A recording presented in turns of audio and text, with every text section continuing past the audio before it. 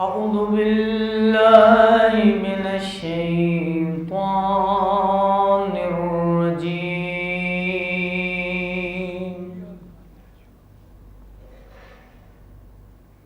بسم الله الرحمن الرحيم.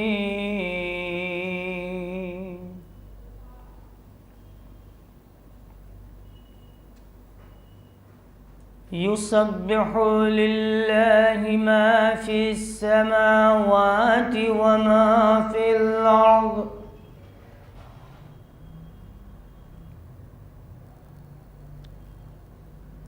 ملك القدوس العزيز الحكيم.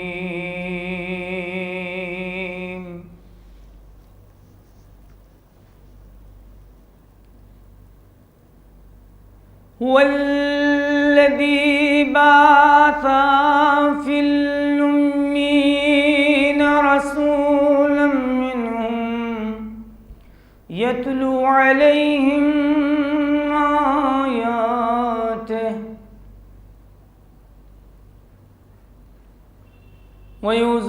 ويزكيهم ويعلمهم الكتاب والحكمة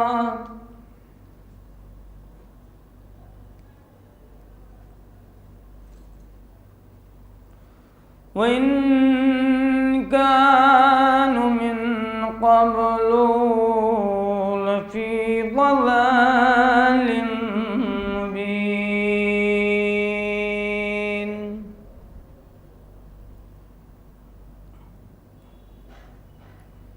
وآخرين منهم لما يلحقوا بهم وهو العزيز الحكيم.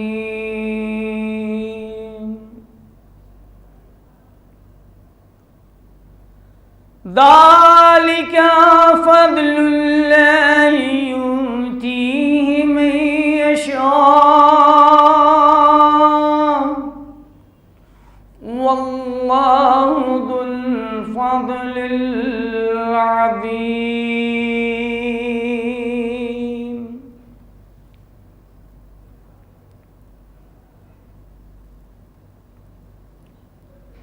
مثل الذين حملوا التوراة ثم لم يعملوا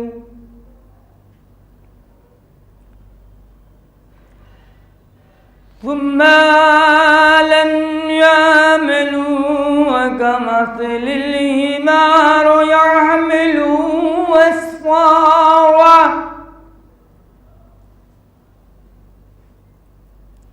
بئس مثل القوم الذين كذبوا بآيات الله والله لا يهدي القوم الظالمين.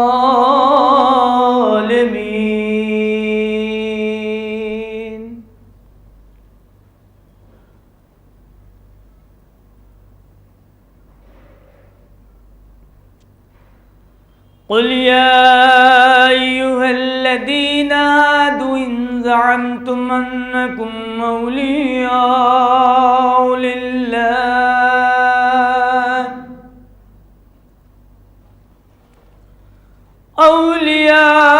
لله من دون الناس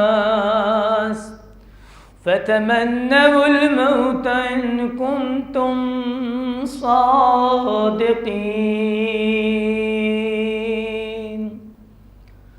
صدق الله العلي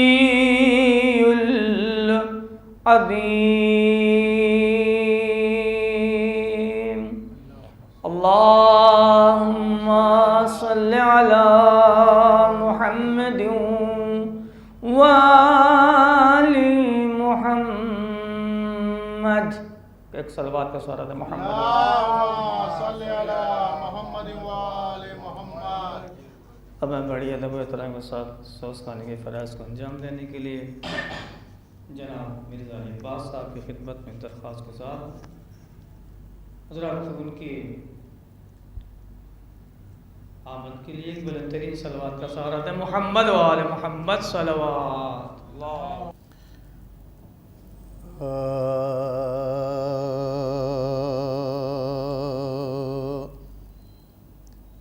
عروج اے میرے پروردگار دے مجھ کو عروج اے میرے پروردگار دے مجھ کو کچھ اعتبار نہیں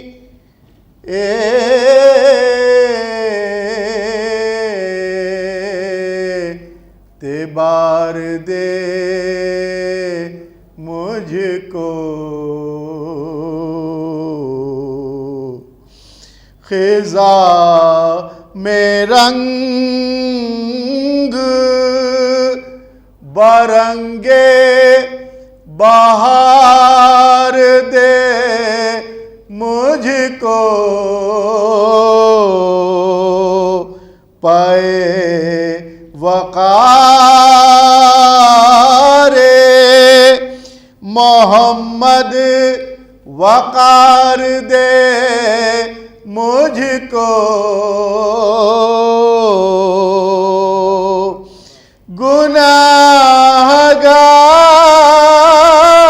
گناہگار ہوں محجوب و ناتواں ہوں میں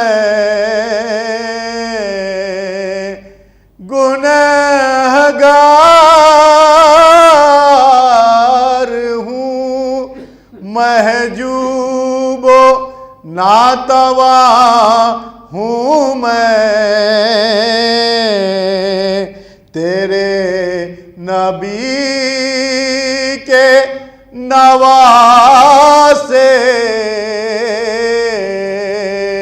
کا مدح خواں ہوں میں عروج ہے میرے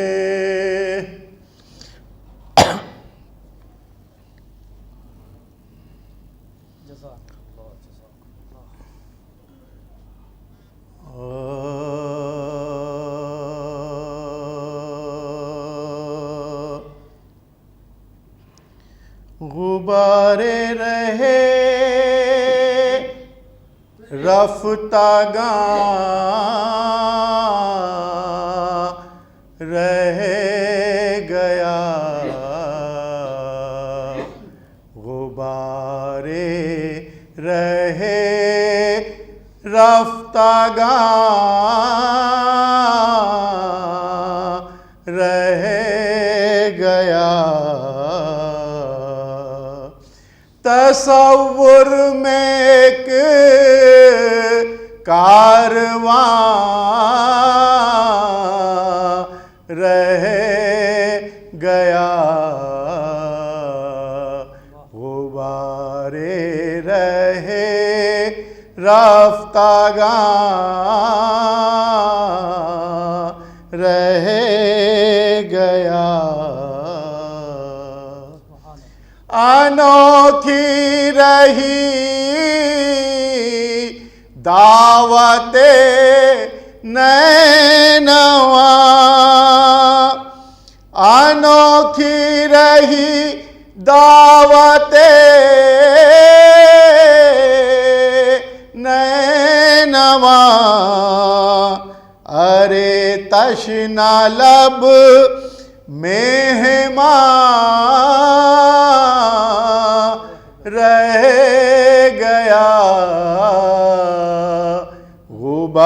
غبارے رہے رفتگاں رہ گیا، جواب ستم دیکھ اے حرملا، جواب ستم دیکھ اے حرملا، فقط ہنس کے ایک بے زبان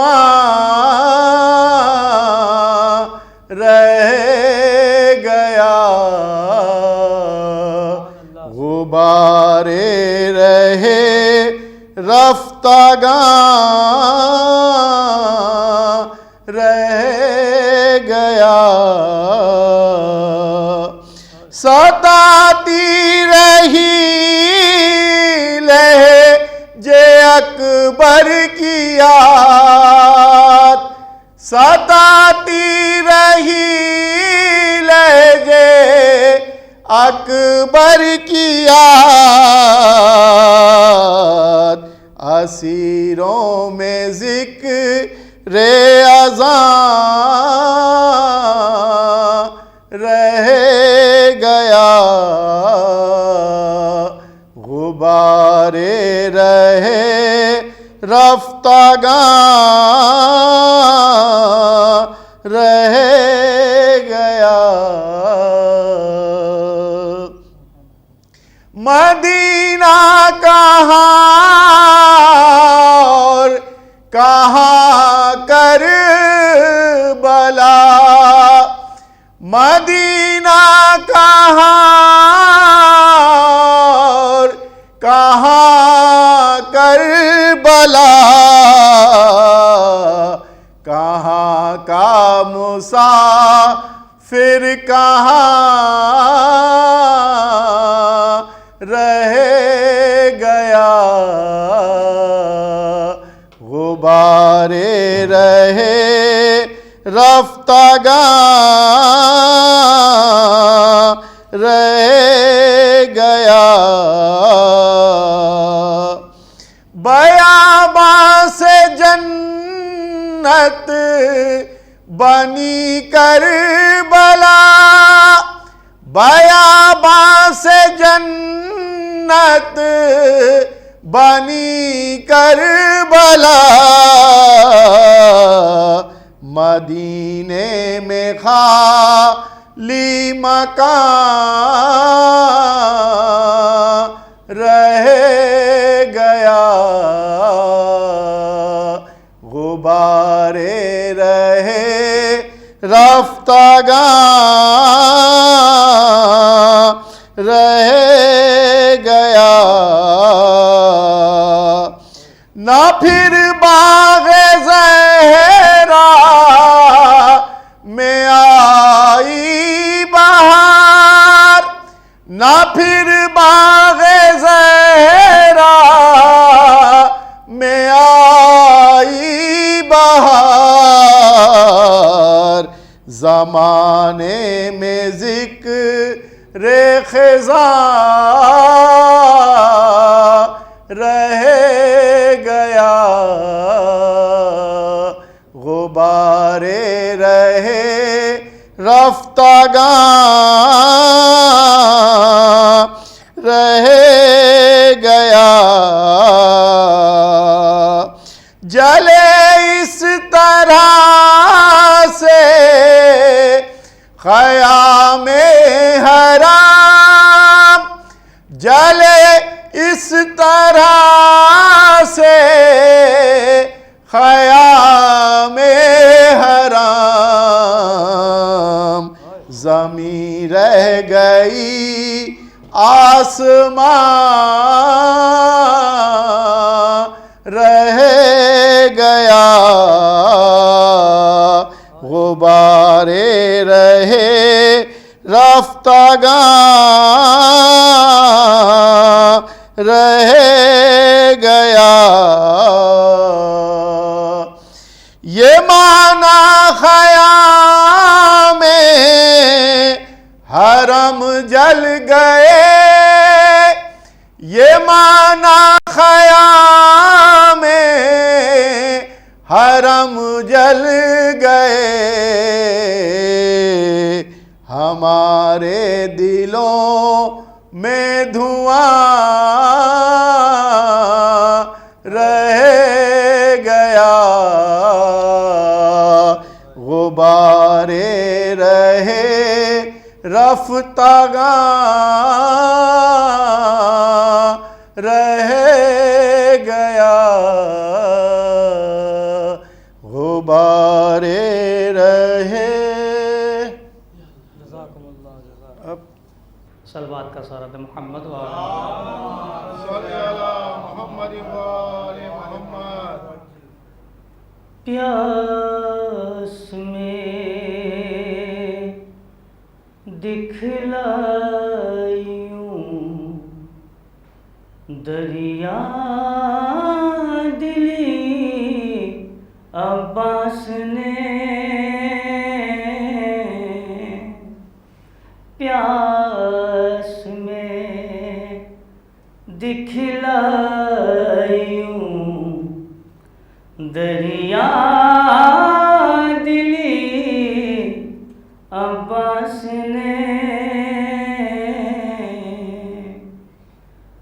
القمہ کے منہ پہ ٹھوک کر مار دیا عباس نے،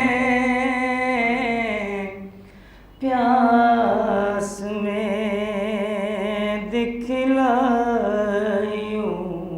شعر مزارہ فرمائیں، جس جگہ تھا شام کا لشکر وہیں ٹھہرا رہا،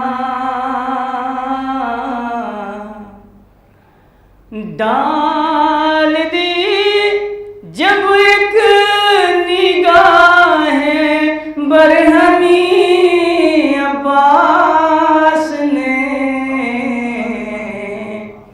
ڈال دی جب ایک نگاہ برہمی عباس نے،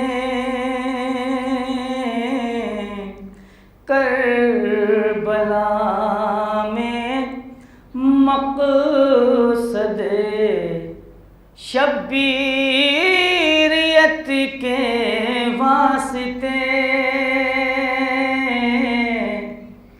کربلا میں مقصد شبیریت کے واسطے، صحیح نصرت میں کمی آنے نہ دی عباس نے، صحیح نصرت میں کمی۔ حضرات شعر خاص خاص ملازم میں ایک صلوات پڑھتے ہیں محمد والا۔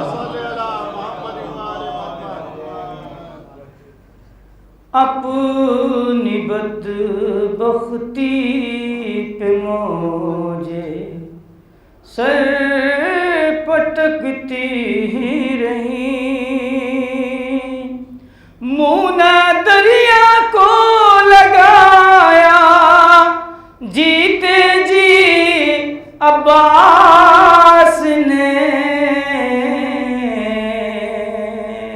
ایک صلوات پڑھو محمد والا۔ حضرات تب میں بڑی ادب و احترام کے ساتھ حجت الاسلام والمسلمین علیہ مولانا سید آغا ظاہر صاحب کی قبلہ کی بارگاہ میں گزارش کرتا ہوں کہ وہ فوز ممبر و اپنے نورانی بیان سے مومنین کے قلوب کو منور فرمائیں، ان کی آمد کے لیے ایک بلند ترین صلوات کا سارا دے محمد وآلہ۔ فاتحہ۔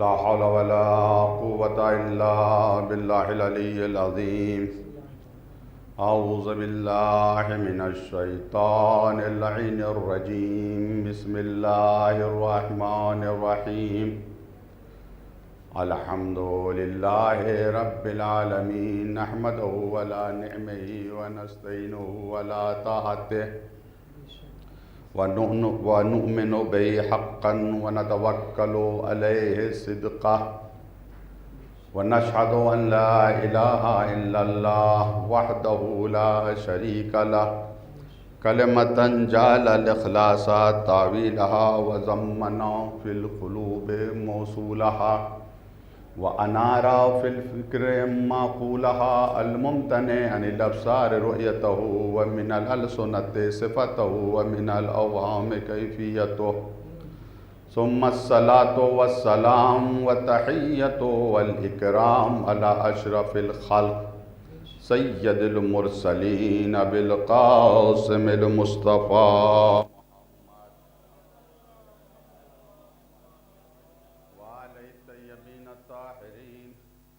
ولعنة الله على أعدائهم أجمعين من يومنا هذا إلى قيام يوم الدين وبعد يوم الدين أما بعد فقد قال الله تعالى وتبارك في كتابه الحكيم وهو أصدق الصادقين وقوله الحق بسم الله الرحمن الرحيم يا أيها الذين آمنوا إذا تناجيتم فلا تتناجوا بالإثم والعدوان ومعصية الرسول وتناجوا بالبر والتقوى واتقوا الله الذي إليه تحشرون صلوات محمد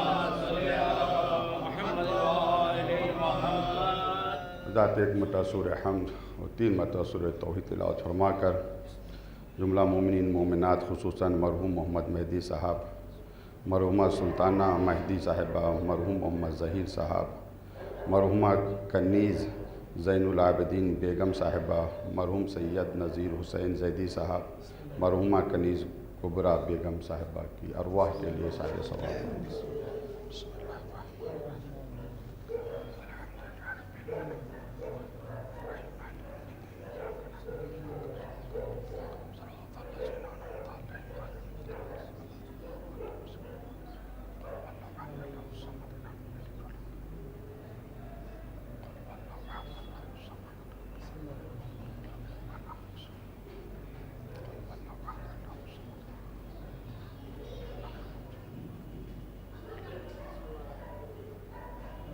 اس مجلس کی قبولیت، مرحومین کی مغفرت، دعاؤں کی اجابت، امام کے ظہور کی تعجیل کے لیے مل جل کر بآواز بلند صلوات پر محمد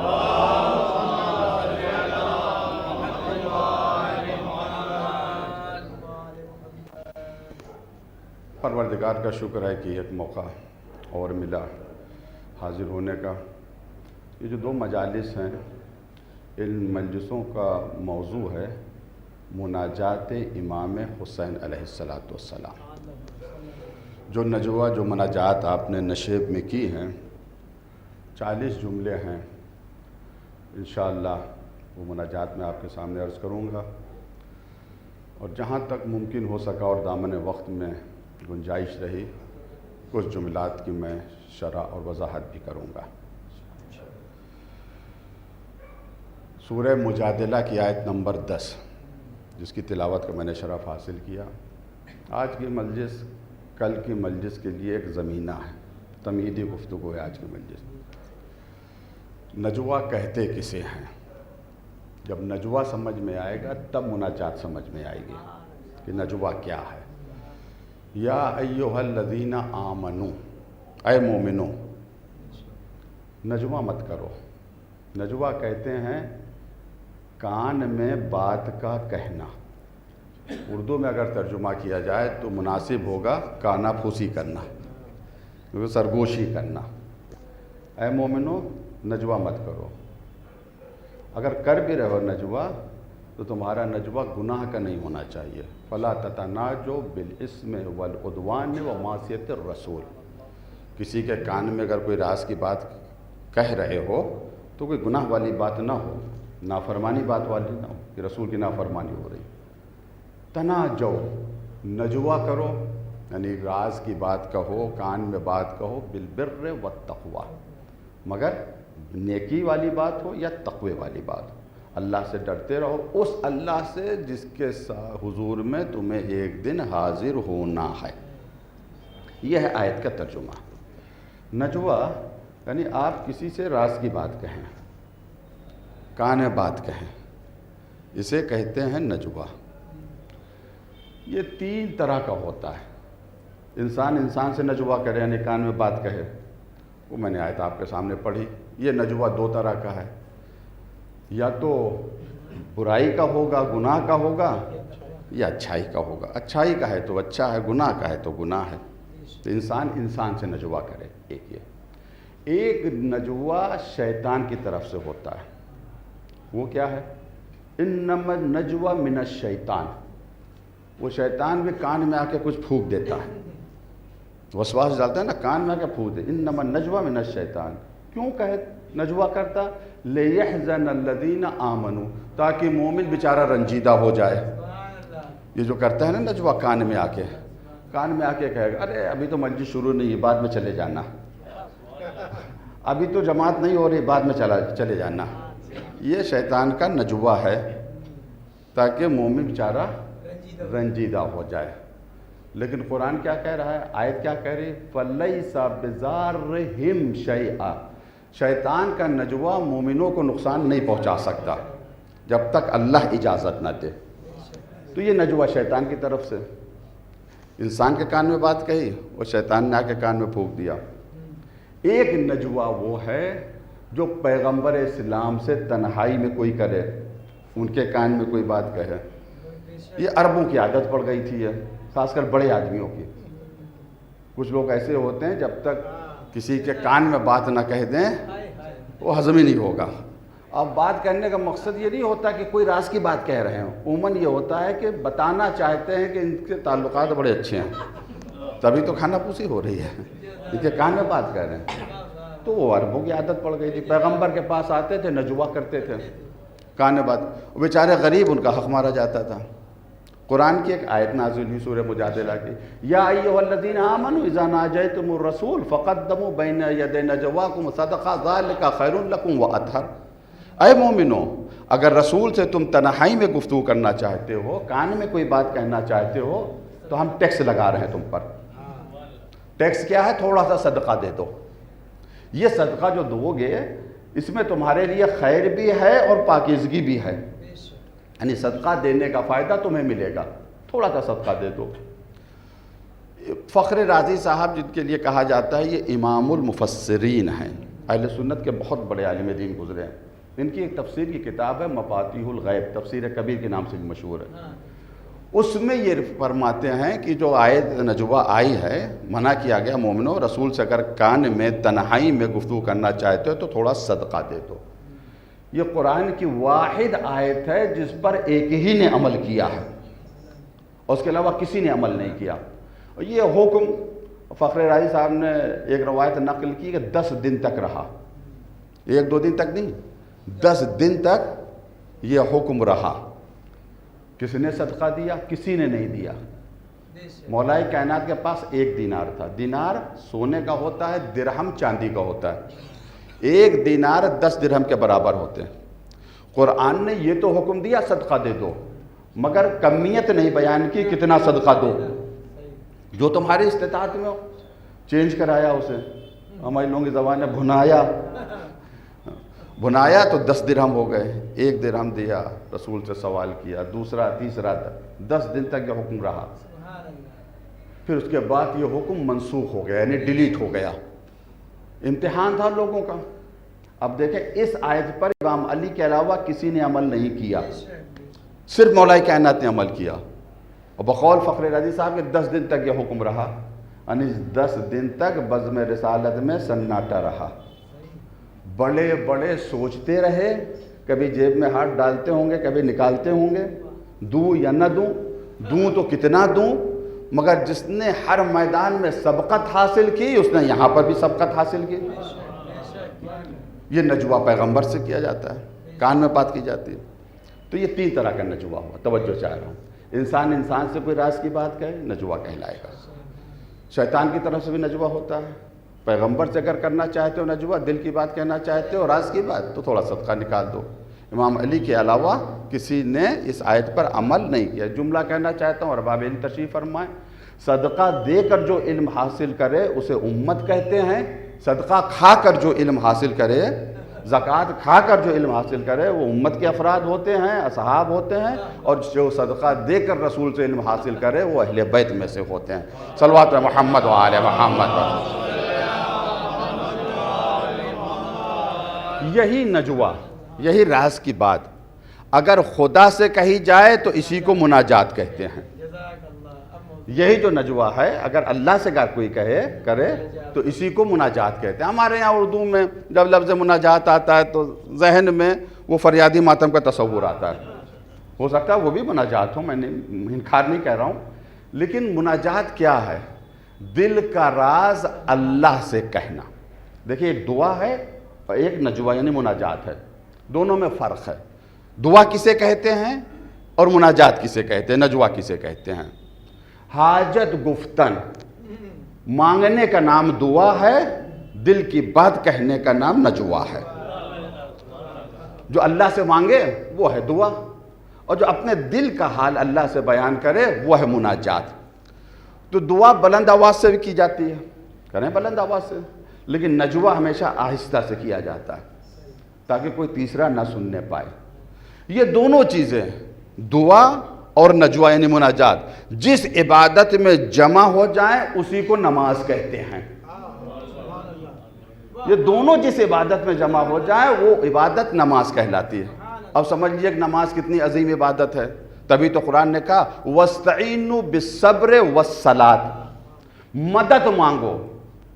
ہم لوگ سورہ حمد پڑھتے ہیں اِيَّاكَ نَعْبُدُ وَإِيَّاكَ نَسْتَعِينُ، اے میرے اللہ ہم صرف تیری ہی عبادت کرتے ہیں اور صرف تجھ سے مدد مانگتے ہیں۔ اور اللہ کیا کہہ رہا ہے قرآن میں؟ وَاسْتَعِينُوا بِالصَّبْرِ وَالصَّلَاةِ، نماز اور صبر سے مدد مانگو۔ إِنَّهَا لَكَبِيرَةٌ، مگر یہ بہت مشکل کام ہے۔ إِلَّا عَلَى الْخَاشِعِينَ، مگر کس کے لیے آسان ہے؟ جن کے دل میں خشوع ہے، اللہ کا خوف ہے۔ ہم دیکھتے ہیں کہ بعض لوگوں کے لیے نماز پڑھنا بہت مشکل کام ہوتا ہے، ساری رات بیٹھ کر وہ میچ دیکھ لیں گے کرکٹ کا، بالکل نہیں تھکیں گے، اور 2 رکعت کی نماز یہ ان کو تھکا دیتی ہے۔ قرآن نے پہلے ہی کہہ دیا نماز بہت مشکل کام ہے، آسان نہ سمجھنا اسے، مگر جن کے دل میں خوف خدا ہوتا ہے ان کے لیے نماز کا پڑھنا بہت ہی آسان ہوتا ہے۔ صلوات محمد و آل محمد۔ تو نماز میں دونوں چیزیں، دعا بھی ہے اور نجوہ بھی ہے، مناجات بھی ہے، دونوں چیزیں نماز میں جمع ہو گئی۔ اسی وجہ سے معراج المومن ہے، مومن کو معراج تک یہ نماز پہنچاتی ہے، بہت اہم ہے۔ روایتیں آپ سنا کرتے ہیں مجھ سے بہتر علماء فضلہ سے، ان قبلت قبیلہ ما سواہ، نماز قبول تو ہر عبادت قبول، یہ رد تو ہر عبادت رد۔ اس نماز سے کیسے ہم مدد مانگے، میں آ رہا ہوں نجوے کی طرف اور دعا۔ اس نماز سے قرآن حکم دے رہا ہے وَاسْتَعِينُوا، مدد مانگو نماز سے۔ کیسے؟ خدا کی قسم اگر اہل بیت نہ ہوتے ہیں تو کسی کو طریقہ نہ پتہ چلتا کہ نماز سے کیسے مدد دی جاتی ہے۔ امام علی نے کیسے مدد لی؟ جنگ میں ایک تیر لگ گیا پیر میں، بڑی تکلیف تھی، تقاضۂ بشریت تو پائے جاتے ہیں نا، درد ہوا، تکلیف ہوئی، تو مشورہ دیا گیا کہ جب نماز میں ہوں حالت سجدہ میں تو تیر نکال لیا جائے۔ جو مشکل کو شاید 2 عالم ہے، نماز سے مدد لے رہا ہے۔ کربلا والے اگر نہ ہوتے یا کربلا والوں کی نماز نہ ہوتی تو پتہ نہ چلتا کہ نماز سے کیسے مدد مانگی جاتی۔ تو نماز سے مدد مانگو، بہت اہم عبادت ہے نماز۔ 1-2 جملے میں عرض کرنا چاہتا ہوں پھر موضوع کی طرف آ رہا ہوں۔ آواز آتی ہے مسجد سے، مؤذن کہتا ہے کیا؟ حی علی الصلاۃ، حی علی الفلاح، حی علی خیر العمل، خیر عمل کی طرف آؤ، فلاح کی طرف آؤ، نماز کی طرف آؤ۔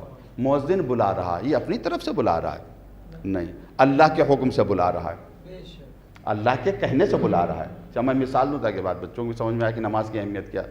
ملک کا حاکم ہے، اس نے سپاہی کو بھیجا جاؤ فلاں کو بلا لاؤ، اس نے پیغام پہنچا دیا جائیے حاکم صاحب بلا رہے ہیں، چلو میں آتا ہوں یا نہیں آؤں گا. وقت پر دربار میں حاضر نہیں ہوا. حاکم نے پوچھا میرا پیغام نہیں پہنچایا؟ نہیں سرکار پہنچا دیا. کیا کہا اس نے؟ کہا سرکار نہیں آیا. بیمار تھا؟ یا نہیں بیمار بھی نہیں تھا. کوئی ضروری کام تھا؟ نہیں سرکار کوئی ضروری کام نہیں تھا، میچ دیکھ رہا تھا اس وجہ سے نہیں آیا. اچھا دوسری مرتبہ بلاؤ، تیسری مرتبہ بلاؤ. چند مرتبہ بلائے گا حاکم. اگر کوئی نہیں آیا تو کہے گا پکڑ کر لاؤ اسے. پکڑ کے دربار میں لایا گیا.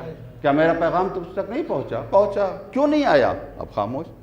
اس کا مقصد ہے تم مجھے حاکم سمجھتے ہی نہیں، تم میری حکومت کے باغی ہو، مطیع و فرما بردار نہیں ہو. تو ایسا کرو کہ میری حکومت سے نکل جاؤ، چلے جاؤ میری حکومت سے. بہت توجہ چاہ رہا ہوں. حی علی الصلاۃ کی آواز جو آ رہی ہے، جو مؤذن دے رہا ہے، یہ اللہ کے حکم سے دے رہا ہے. یا تو اتنی دور چلے جاؤ کہ یہ آواز کانوں میں نہ آئے. اگر سنائی دے رہی ہے تو مطیع بنو، باغی نہ بنو. صلوات محمد و آل محمد. بغاوت کی تو گئے کام سے. حاضری دے دو. اچھا ہوتا ہے کبھی کبھی آفس میں جاتے ہیں تو بہرحال اگر کوئی مہینے بھر غائب رہا، سال بھر غائب رہا تو تنخواہ کٹ جائے گی، نوکری سے بھی نکال دیا جائے گا. کبھی گیا کبھی نہیں گیا تو بہرحال آفیسر اگر باس ہے ہمدرد تو معاف کر دے گا، چلو بھائی کبھی کبھی تو آ جاتا، اٹینڈنس تو ہے. جو پرماننٹ غائب رہتے ہیں ان کا نام باغیوں کے فہرست میں ہو سکتا ہے لکھا جائے. تو کوشش کریں کہ نماز کے اوقات کی پابندی ہو، اس میں حاضر. حقیقت نماز کیا ہے؟ نماز کی روح کیا ہے؟ توجہ چاہ رہا ہوں. میں 2 حدیثیں آپ کے سامنے عرض کروں گا. آیت اللہ آغا عری شہری، ان کا انتقال ہو گیا، ان کی کتاب جمع کی ہے الصلاۃ فی کتاب والسنہ. نماز کتاب یعنی قرآن اور سنت میں.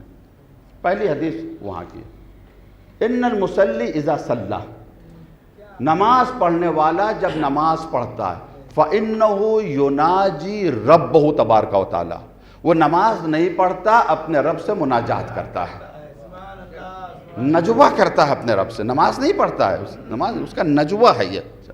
دوسری حدیث، ان احدکم اذا قام یصلی، تم میں سے کوئی ایک جب نماز کے لیے تیار ہو، نماز پڑھنے کے لیے آمادہ ہو، انما یناجی ربہ، وہ نماز نہیں پڑھ رہا ہے، اپنے رب سے نجوہ کر رہا ہے، مناجات کر. فَلْيَنْظُرْ كَيْفَ يُنَاجِي، اسے غور کرنا چاہیے کیسے اللہ سے نجوہ کر رہا ہے. میں آپ سے اپنے دل کی بات کہوں، بات آپ سے کہہ رہا ہوں، اپنے دل کی دیکھ ادھر رہا ہوں. آپ جھنجھلا جائیں گے نا. یہ تو رحمان و رحیم ہے جو جھنجھلاتا نہیں ہے. پڑھ رہے ہیں اللہ کی نماز. قرآن نے کیا کہا؟ اقم الصلاۃ لذکری، نماز کو پڑھو میری یاد کے لیے. انشاءاللہ آپ کی نماز اس منزل پر ہوگی. لیکن ہم اپنی نماز دیکھتے ہیں، جب مصلی پر آتے ہیں سب کچھ یاد آ جاتا ہے. فلاں کو میسج کرنا ہے، فلاں کو یہ جواب دینا ہے. جس کی یاد کے لیے مصلی پر آتے ہیں بڑی مشکل سے وہ یاد آتا ہے. نماز کیا ہے؟ نجوہ ہے، مناجات. اچھا جب نجوہ ہے تو اس کا مقصد یہ ہے کہ نماز ہمیں سمجھ کر پڑھنی چاہیے. ہم سمجھے تو کیا کہہ رہے ہیں پتہ ہے ہی نہیں ہمیں. اچھا سمجھنے کے لیے صرف اتنا ہی کافی نہیں ہے کہ ترجمہ ہماری ذہن میں ہو، نہیں، ترجمے کے ساتھ ساتھ آیت کا جو صحیح مطلب ہے وہ بھی ہمارے ذہنوں میں ہونا چاہیے. ورنہ جو عرب جن کی مادری زبان عربی تھی وہ جب نماز پڑھتے تھے تو وہ بھی متوجہ نہیں ہوتے تھے کہ اللہ کیا کہنا چاہ رہا ہے. میں سامنے کی مثال دوں، سورہ حمد پڑھتے ہیں اہدنا الصراط المستقیم، ترجمہ جو اہل عرب ہیں ان کو ترجمہ کرنے کی ضرورت نہیں ہے. ہم کیا ترجمہ کرتے ہیں؟ اے میرے اللہ مجھے سیدھے راستے پر قائم رکھ، یا مجھے سیدھا راستہ دکھا دے. عربوں کو تو ضرورت نہیں ترجمے کی. تو جو صراط مستقیم ہے جس کی دعا کر رہے ہیں، کہ عربوں کی اکثریت کو صراط مستقیم آ گیا سمجھ میں؟ سمجھتے صراط نہیں. قرآن نے آگے وضاحت کر دی کہ صراط مستقیم کیا ہے. صراط الذین انعمت علیہم، ان لوگوں کے راستے پر چلا جن پر نعمتوں کو نازل کیا ہے. مانگتے ہیں دعا صراط مستقیم کی، مگر صراط مستقیم نظر نہیں آتا، دکھائی نہیں دیتا. صراط مستقیم کیا ہے؟ جن پر اللہ نے اپنی نعمتوں کو نازل کیا ہے. نعمتیں کہاں نازل ہوئی ہیں؟ کہاں نعمتیں تمام ہوئی ہیں؟ صرف ایک ہی میدان ملتا ہے، وہ غدیر کا میدان ہے. جب پیغمبر نے ولایت کا اعلان کیا، منبر سے کہا من کنتم مولا فہذا علی مولا، جناب جبرائیل یہ آیت لے کر نازل ہوئے. अल-यौम अकमलतु लकुम दीनकुम व अतममतु अलैकुम निअमती व रज़ीतु लकुमुल इस्लाम दीना। आज नेमतें हमने तमाम कर दी। तो नेमतें कहाँ तमाम हुई? विलायत मौलाए कायनात पर। इहदिनस सिरातल मुस्तकीम, मेरे अल्लाह मुझे सीधा रास्ता दिखा या सीधे रास्ते पर कायम रख। किन लोगों का रास्ता? जिन पर तूने नेमतें नाजिल की हैं। सबसे बड़ी नेमत विलायत मौलाई कायनात है, यानी सिरात मुस्तकीम का दूसरा नाम अली बिन अबी तालिब अलैहिस्सलाम है। सल्लल्लाहु अलैहि मोहम्मद व आले मोहम्मद। तो मुतवज्जे होना चाहिए बहरहाल कि हम नमाज में जो कह रहे हैं उसके माना क्या हैं, ताकि थोड़ी सी तवज्जो आ सके। कुरान की एक आयत है, देखिए शराब की हुर्मत का जो हुक्म आया है एकदम से नहीं आया है, तदरीजी आया, मराहिल हैं। दूसरा मरहला क्या था शराब की हुर्मत को? या अय्युहल्लज़ीना आमनू ला तक़रबुस सलात, ऐ मोमिनो नमाज के करीब मत जाओ। मना कर दिया। किस हालत में? अंतुम सुकारा, नशे की हालत में तुम नमाज मत पढ़ो। ऐसे पी लो तुम, लेकिन जब पी के आओ तो नमाज ना पढ़ो। क्यों? किस वजह से? कुरान ने क्या कहा? तुम्हें पता तो चले तुम क्या कह रहे हो, मालूम तो होना चाहिए। नशे में तुम्हें पता ही नहीं। अब इस आयत की शान नुज़ूल क्या है? शान नुज़ूल तो बहुत अच्छी है, लेकिन कुछ लोगों ने खयानत की है, गड़बड़ किसी और ने की, निस्बत किसी और तरफ दे दी गई, खयानत की है, बहुत बड़ी खयानत की। बहरहाल मैं सही बात बताऊं, किसी सहाबी के यहाँ दावत हुई, कुछ सहाबा की दावत की, बड़ा अच्छा खाना था, पेट भर के सबने खाया, शराब हराम नहीं हुई थी तो शराब भी पेश कर दी गई, तो पी ली लोगों ने शराब। अब जिस सहाबी ने शराब पी, शराब के नशे में उसने नमाज पढ़ाई, सूरह काफरून पढ़ा, आप पढ़ते हैं कुल या अय्युहल काफिरून ला अअबुदु मा तअबुदून। उसने कह दिया नहनु नअबुदु मा तअबुदून, हम उसी की इबादत करते हैं जिसकी तुम इबादत करते हो। मामले भी तो पलट गया, मामले पलट गया। तब कुरान की आयत नाजिल हुई, ला तक़रबुस सलात, नमाज के करीब मत जाओ इस हालत में कि तुम नशे में हो, ताकि पता तो चले कि तुम क्या कह रहे हो। नशा सिर्फ शराब का नहीं होता है, नशे की कई किस्में होती हैं। दौलत का नशा, जवानी का नशा, शोहरत का नशा, कुर्सी का नशा, इख्तिदार का नशा, और सबसे बड़ा इल्म का नशा है। ये अगर चढ़ जाए तो खुद भी गुमराह होता है, औरों को भी गुमराह करता है। भैया हमसे बड़ा कोई अल्लामा नहीं है, हमसे बड़ा कोई आयतुल्लाह नहीं है, ये इल्म का नशा है। किसी भी नशे की हालत में नमाज के करीब मत जाओ, वरना तुम्हारी समझ ही में नहीं आएगा तुम क्या मुनाजात कर रहे हो, क्या नजवा कर रहे हो। सल्लल्लाहु अलैहि मोहम्मद व आले मोहम्मद। तो हकीकत नमाज क्या है? नजवा है। तो हम समझें तो अब हो सकता है बच्चे सवाल करें, तो हमें अरबी तो आती नहीं है, तो क्या उर्दू में हम नमाज पढ़ सकते हैं? उर्दू में हम नमाज पढ़ सकते हैं। नमाज का एक हिस्सा हम उर्दू में पढ़ सकते हैं अपनी ज़बान में, फतवा है बाकायदा तौर पर। मुस्तहबी नमाज में कुनूत में आप अपने दिल का अहवाल अल्लाह से बयान कीजिए। वाजिब नमाज में भी आयतुल्लाह सिस्तानी साहब का भी फतवा है, आगे खामेनाई का भी फतवा है, भाई अपने दिल का हाल अल्लाह से मांगो, कहो जाके उससे जो मांगना हो मांगो, अपनी ज़बान में मांगो, दिल का अहवाल मांगो, तो ये नजवा कर सकते हैं। तो जो चाह रहा हूँ, नमाज क्या है? नजवा यानी मुनाजात है जो अल्लाह से की जाती है, यानी दिल का राज अल्लाह से। अच्छा, दिल ये बहुत ही नादान होता है, इसके अंदर जब राज आते हैं तो ये दिल चाहता है इस राज को किसी के हवाले कर दें, किसी से कह दे, तभी तो दिल। आपने देखा होगा कोई आपका अजीज़ है, कोई आपका दोस्त है जो आपसे मोहब्बत करता है और आपको भरोसे के लायक समझता है, कोई मुश्किल है, कोई परेशानी आपके पास आया और सारा दुख बयान कर दिया, और बयान करने के बाद उसने कहा आप हल तो नहीं कर सकते हमारे मुश्किल को, लेकिन मेरा दिल हल्का हो गया। तो दिल की बात अगर कह दें तो दिल हल्का हो जाता है। इंसानों के सामने अगर नजवा करेगा, दिल की बात कहेगा, जब तक दोस्ती है राज को राज में रखेगा। इधर दोस्ती दुश्मनी में बदली, उधर राज फाश हो जाएगा। राज की बात कहना तो सजदे में चले जाओ, नजवा अल्लाह से करो, सत्तारुल उयूब है, तुम्हारे दिल का बोझ भी उतर जाएगा, राज राज ही रहेगा। सल्लल्लाहु अलैहि मोहम्मद व आले मोहम्मद।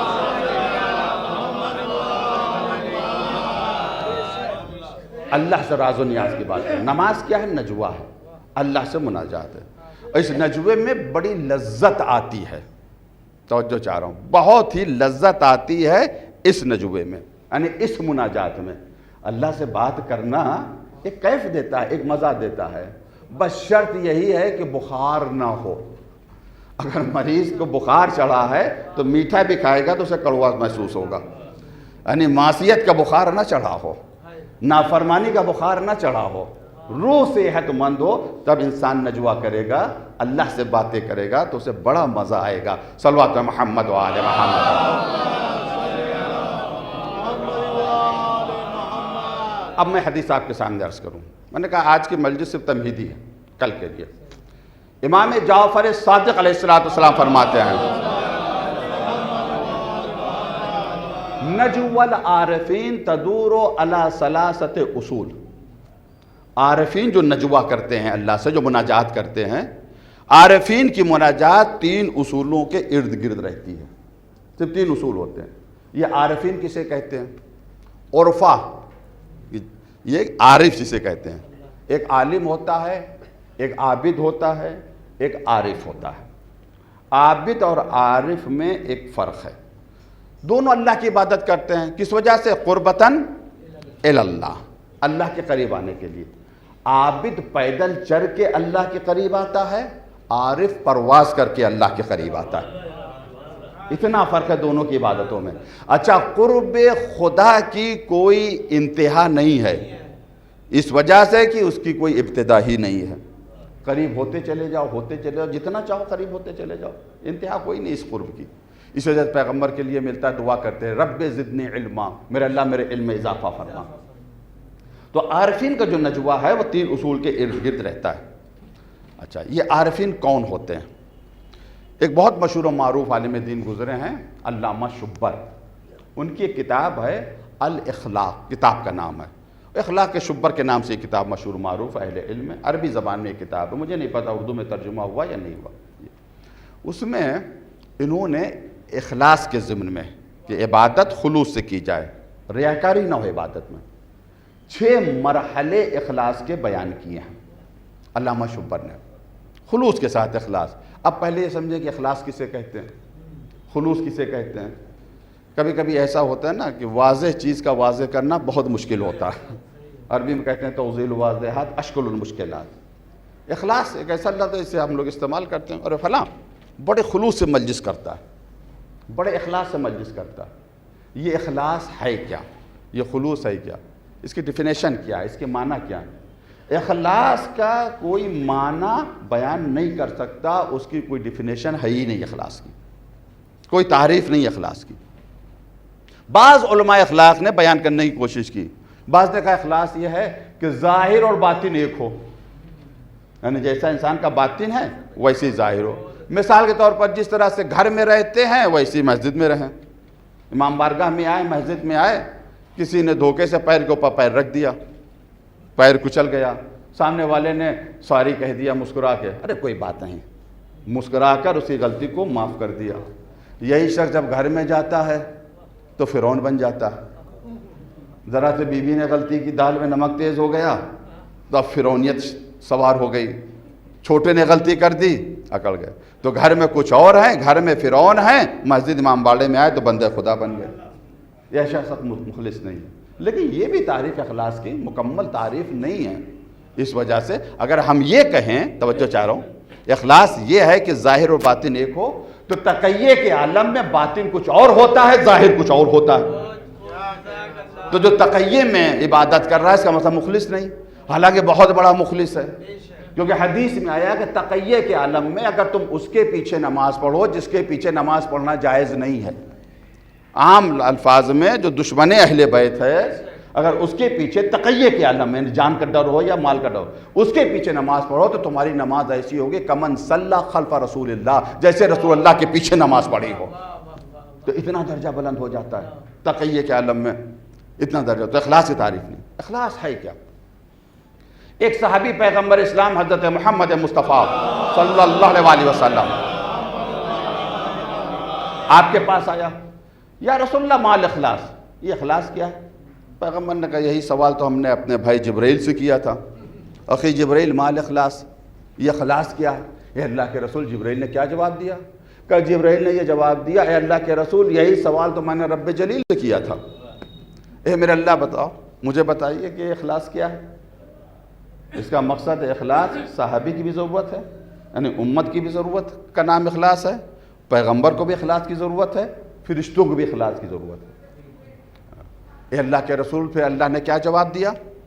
اب میں اپنے الفاظ میں کہہ رہا ہوں، زبان حال کہہ سکتے ہیں کہ پیغمبر نے ہو سکتا ہے فرمایا ہو کہ اللہ نے بھی کوئی سیدھا جواب نہیں دیا، کہ کوئی ڈیفینیشن بیان کر دیتا، کوئی تعریف بیان کر دیتا کہ اخلاص یہ۔ اللہ نے فرمایا الاخلاص سر من اسراری، اخلاص میرے رازوں میں سے ایک راز ہے۔ بھائی راز اسی وقت راز رہے گا جب تک زبان پر نہ آئے۔ بیان کر دیا کہ راز تو راز نہیں ہوگا، یہ عورتوں والا راز تھوڑی ہے۔ بہن تم سے بتا دیا، کسی کو نہیں بتانا، اور کسی کو نہیں بتانا اور بات پورے شہر میں مشہور ہو گئی، یہ اللہ کا راز ہے۔ سر من اسراری، میرے رازوں میں سے ایک راز ہے۔ استودع من احببت، میں اس راز کو اس کے حوالے کرتا ہوں جس سے میں محبت کرتا ہوں۔ صلوات محمد و آل محمد۔ جس سے میں محبت کرتا ہوں اس کے حوالے، اس کے قلب میں اس راز کو ڈال دیتا ہوں۔ تو اگر اخلاص کا پتہ لگانا ہے تو اللہ کے جو محبوب بندے ہیں ان کے پیچھے جانا پڑے گا، ان کی سیرت کیا ہے، اللہ کا محبوب بندہ کون ہے۔ متفق علیہ روایت، یعنی شیعہ سنی دونوں نے اس روایت کو نقل کیا ہے۔ کسی صحابی نے پیغمبر کو بھنے ہوئے پرندے کا گوشت ہدیہ کیا، فرائی گوشت۔ پیغمبر نے دیکھا تو دعا کی، اے میرے اللہ اسے بھیج دے جس سے سب سے زیادہ تو چاہتا ہے، جس سے سب سے زیادہ تو احب الخلق الیک، تو محبوب ترین ہے۔ اچھا یہ نجوہ نہیں تھا، یہ دعا تھی، اور دعا بآواز بلند ہوتی ہے۔ تو اتنی بلند آواز سے پیغمبر نے دعا کی، جو دربان تھے انس بن مالک انہوں نے بھی سن لیا۔ اب امام علی آئے، واپس کر دیا، پیغمبر بزی ہیں پھر آئیے گا۔ دوسری مرتبہ آئے پھر واپس کر دیا۔ تیسری مرتبہ آئے تو امام علی کی آواز تھوڑی سی بلند ہو گئی۔ پیغمبر نے کہا انس آنے دو، علی کو نہ روکو، میں علی ہی کا انتظار کر رہا ہوں۔ پھر بعد میں پوچھا کہ انس کیوں روک رہے تھے علی کو؟ اے اللہ کے رسول میں نے آپ کی دعا سن لی تھی، آپ نے دعا کی تھی اسے بھیج جو سب سے زیادہ تیری بارگاہ میں محبوب ہو، لیاکل معی ھذا الطیر، تاکہ یہ گوشت، یہ بھنا ہوا پرندے کا گوشت میرے ساتھ کھائے۔ میں نے سن لیا تھا، میں چاہتا تھا کوئی میرے قبیلے سے آ جائے۔ انسان کے چاہنے سے فضیلتیں نہیں ملتی، اللہ کے چاہنے سے فضیلتیں ملتی ہیں۔ صلوات محمد و آل محمد۔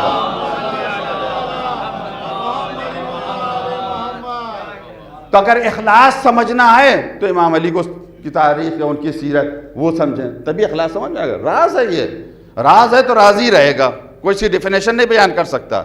اب سیرت میں ہمیں ملتا ہے، اخلاص اگر آ جائے تو انسان کو نجات مل جاتی ہے۔ اخلاص کے لیے ضروری نہیں کہ آپ بہت زیادہ نمازیں پڑھیں، نہیں، یہاں تعداد کی کوئی ویلو نہیں ہے، کتنی نمازیں پڑھ لی، کتنی مجلسیں کر لی، یہاں کیفیت کی ویلو ہے، کس کیفیت سے عمل کیا، کس نیت سے عمل کیا۔ نیت میں اگر کھوٹ نہیں ہے تو عمل قبول ہے، اور نیت میں اگر کھوٹ ہے 1000 رکعت نماز پڑھ ڈالے، صبح سے شام تک مجلسیں کرتا رہے، اخلاص والی عبادت نہیں ہوگی۔ اب میں صرف اشارہ کروں گا، آپ سنا کرتے ہیں علماء کرام سے۔ ایک جنگ میں عون بن عبدود کے سینے پر مولا کائنات سوار ہو گئے اور اتر آئے۔ جیسے ہی اترے تو صاحب نے کہا یا رسول اللہ دیکھیے علی نے چھوڑ دیا دشمن کو۔ اتر کے ٹہلنے لگے، کہا علی سے پوچھنا کہ کیوں چھوڑا۔ خیر جب سر قلم کر کے آئے تو پوچھا اے علی آپ سینے پر سوار تھے دشمن کے، کیوں چھوڑ دیا؟ کہا جب میں سینے پر سوار تھا اس نے بے ادبی کی، گستاخی کی، لعاب دہن سے میری طرف تھوکا۔ سورج پر کوئی تھوکے تو تھوکنے والے کا منہ گندا ہوتا ہے، لعاب دہن سورج تک نہیں پہنچتا۔ اس نے خود اپنی بے عزتی کی۔ لیکن بہرحال بشری تقاضے تو پائے جاتے ہیں ائمہ میں، ایسا نہیں بشری تقاضے نہ پائے جائے۔ جب کوئی ایسی بدتمیزی کرے تو غصہ تو آئے گا۔ عام آدمی ہوتا تو اور جلدی قتل کر دیتا، بے دردی سے قتل کر دیتا، لیکن یہ اللہ کا مخلص بندہ ہے، سراپا اخلاص ہے۔ سینے سے اتر آئے، ٹہلنے لگے۔ اب یہیں پر علماء نے اس نقطے کو بیان کیا ہے، جب کبھی تم غصے میں آؤ تو اپنی حالت بدل دو، ٹہلنے لگو، تمہارا غصہ شانت ہو جائے گا۔ بیٹھے ہو تو کھڑے ہو جاؤ، کھڑے ہو تو بیٹھ جاؤ، لیٹ جاؤ، بدل دو اپنے، ٹہلنے لگو، تھوڑا سا پانی پی لو۔ غصہ آگ کی طرح ہوتا ہے، پانی آگ کو بجھاتا ہے۔ ٹہلنے لگے، جب غصہ شانت ہو گیا، اگر میں غصے کی حالت میں اسے قتل کرتا تو میرا نفس شریک ہو جاتا۔ یہ عام شخص نہیں کہہ رہا، وہ کہہ رہا جس کا نفس نفس اللہ ہے، صرف سکھانے کے لیے، صرف بتانے کے لیے میں اتر آیا۔ جب غصہ میرا ہو گیا، شانت ہو گیا، تب میں نے اسے قتل کر دیا۔ اب دیکھیے توجہ چاہ رہا ہوں، मौलाए कायनात ने अमर बिन अब्दुवत को कत्ल नहीं किया, कुछ देर के बाद कत्ल किया, ताकि ये कत्ल सिर्फ अल्लाह की राह में हो, ज़र्रा बराबर रियाकारी ना हो। तलवार का एक ही वार से कत्ल कर दिया अली ने उसे। पैगम्बर ने क्या सनद दी? ज़रबतो अली इन यौमल खंदक़ अफ़ज़ल मिन इबादत सक़लैन। तलवार का एक वार एक तरफ है, दो जहां की इबादतों का सवाब दूसरी तरफ है। सल्लल्लाहु मोहम्मद व आले मोहम्मद।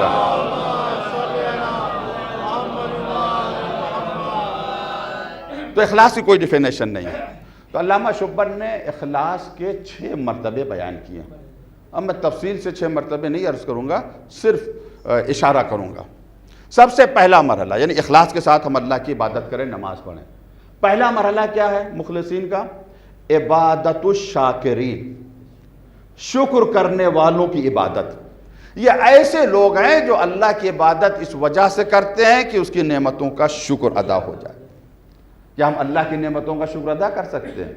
नहीं, कर ही नहीं सकते। नबी पर वही है, नबी मेरे हक़ का शुक्र अदा करो। नबी ने कहा अल्लाह हम नहीं कर सकते हक़ के शुक्र अदा। अगर ज़बान से कहेंगे तो ये कहना भी एक नेमत है, सांस लेंगे, सांस लेना भी नेमत है। नेमत का शुक्र नेमत के ज़रिए नहीं हो सकता। आवाज़ आई जब तुमने एतराफ़ कर लिया कि हमारी नेमतों का शुक्रिया अदा नहीं कर सकते, यही मेरा हक़ का शुक्र हो गया। तो इबादत उस शाकिरीन, यानी बंदा ये एतराफ़ करे मेरे अल्लाह तेरी नेमतें बहुत ज़्यादा हैं, बे इंतहा हैं, मैं तेरी नेमतों का शुक्रिया नहीं अदा कर सकता। कुरान ये नवेद सुनाएगा, ला इन शकरतुम ला अज़ीदन्नकुम, शुक्र अदा करोगे और नेमतों में इजाफा करूँगा। सल्लल्लाहु अलैहि मोहम्मद व आले मोहम्मद। पहला मकाम इबादतुल शाकिरीन, शुक्र करने वालों का मरातिब है पहला। दूसरा मर्तबा इबादतुल मुक़र्रबीन, ये ऐसे लोग हैं जो अल्लाह की इबादत इस वजह से करते हैं कि अल्लाह के करीब आ जाएं।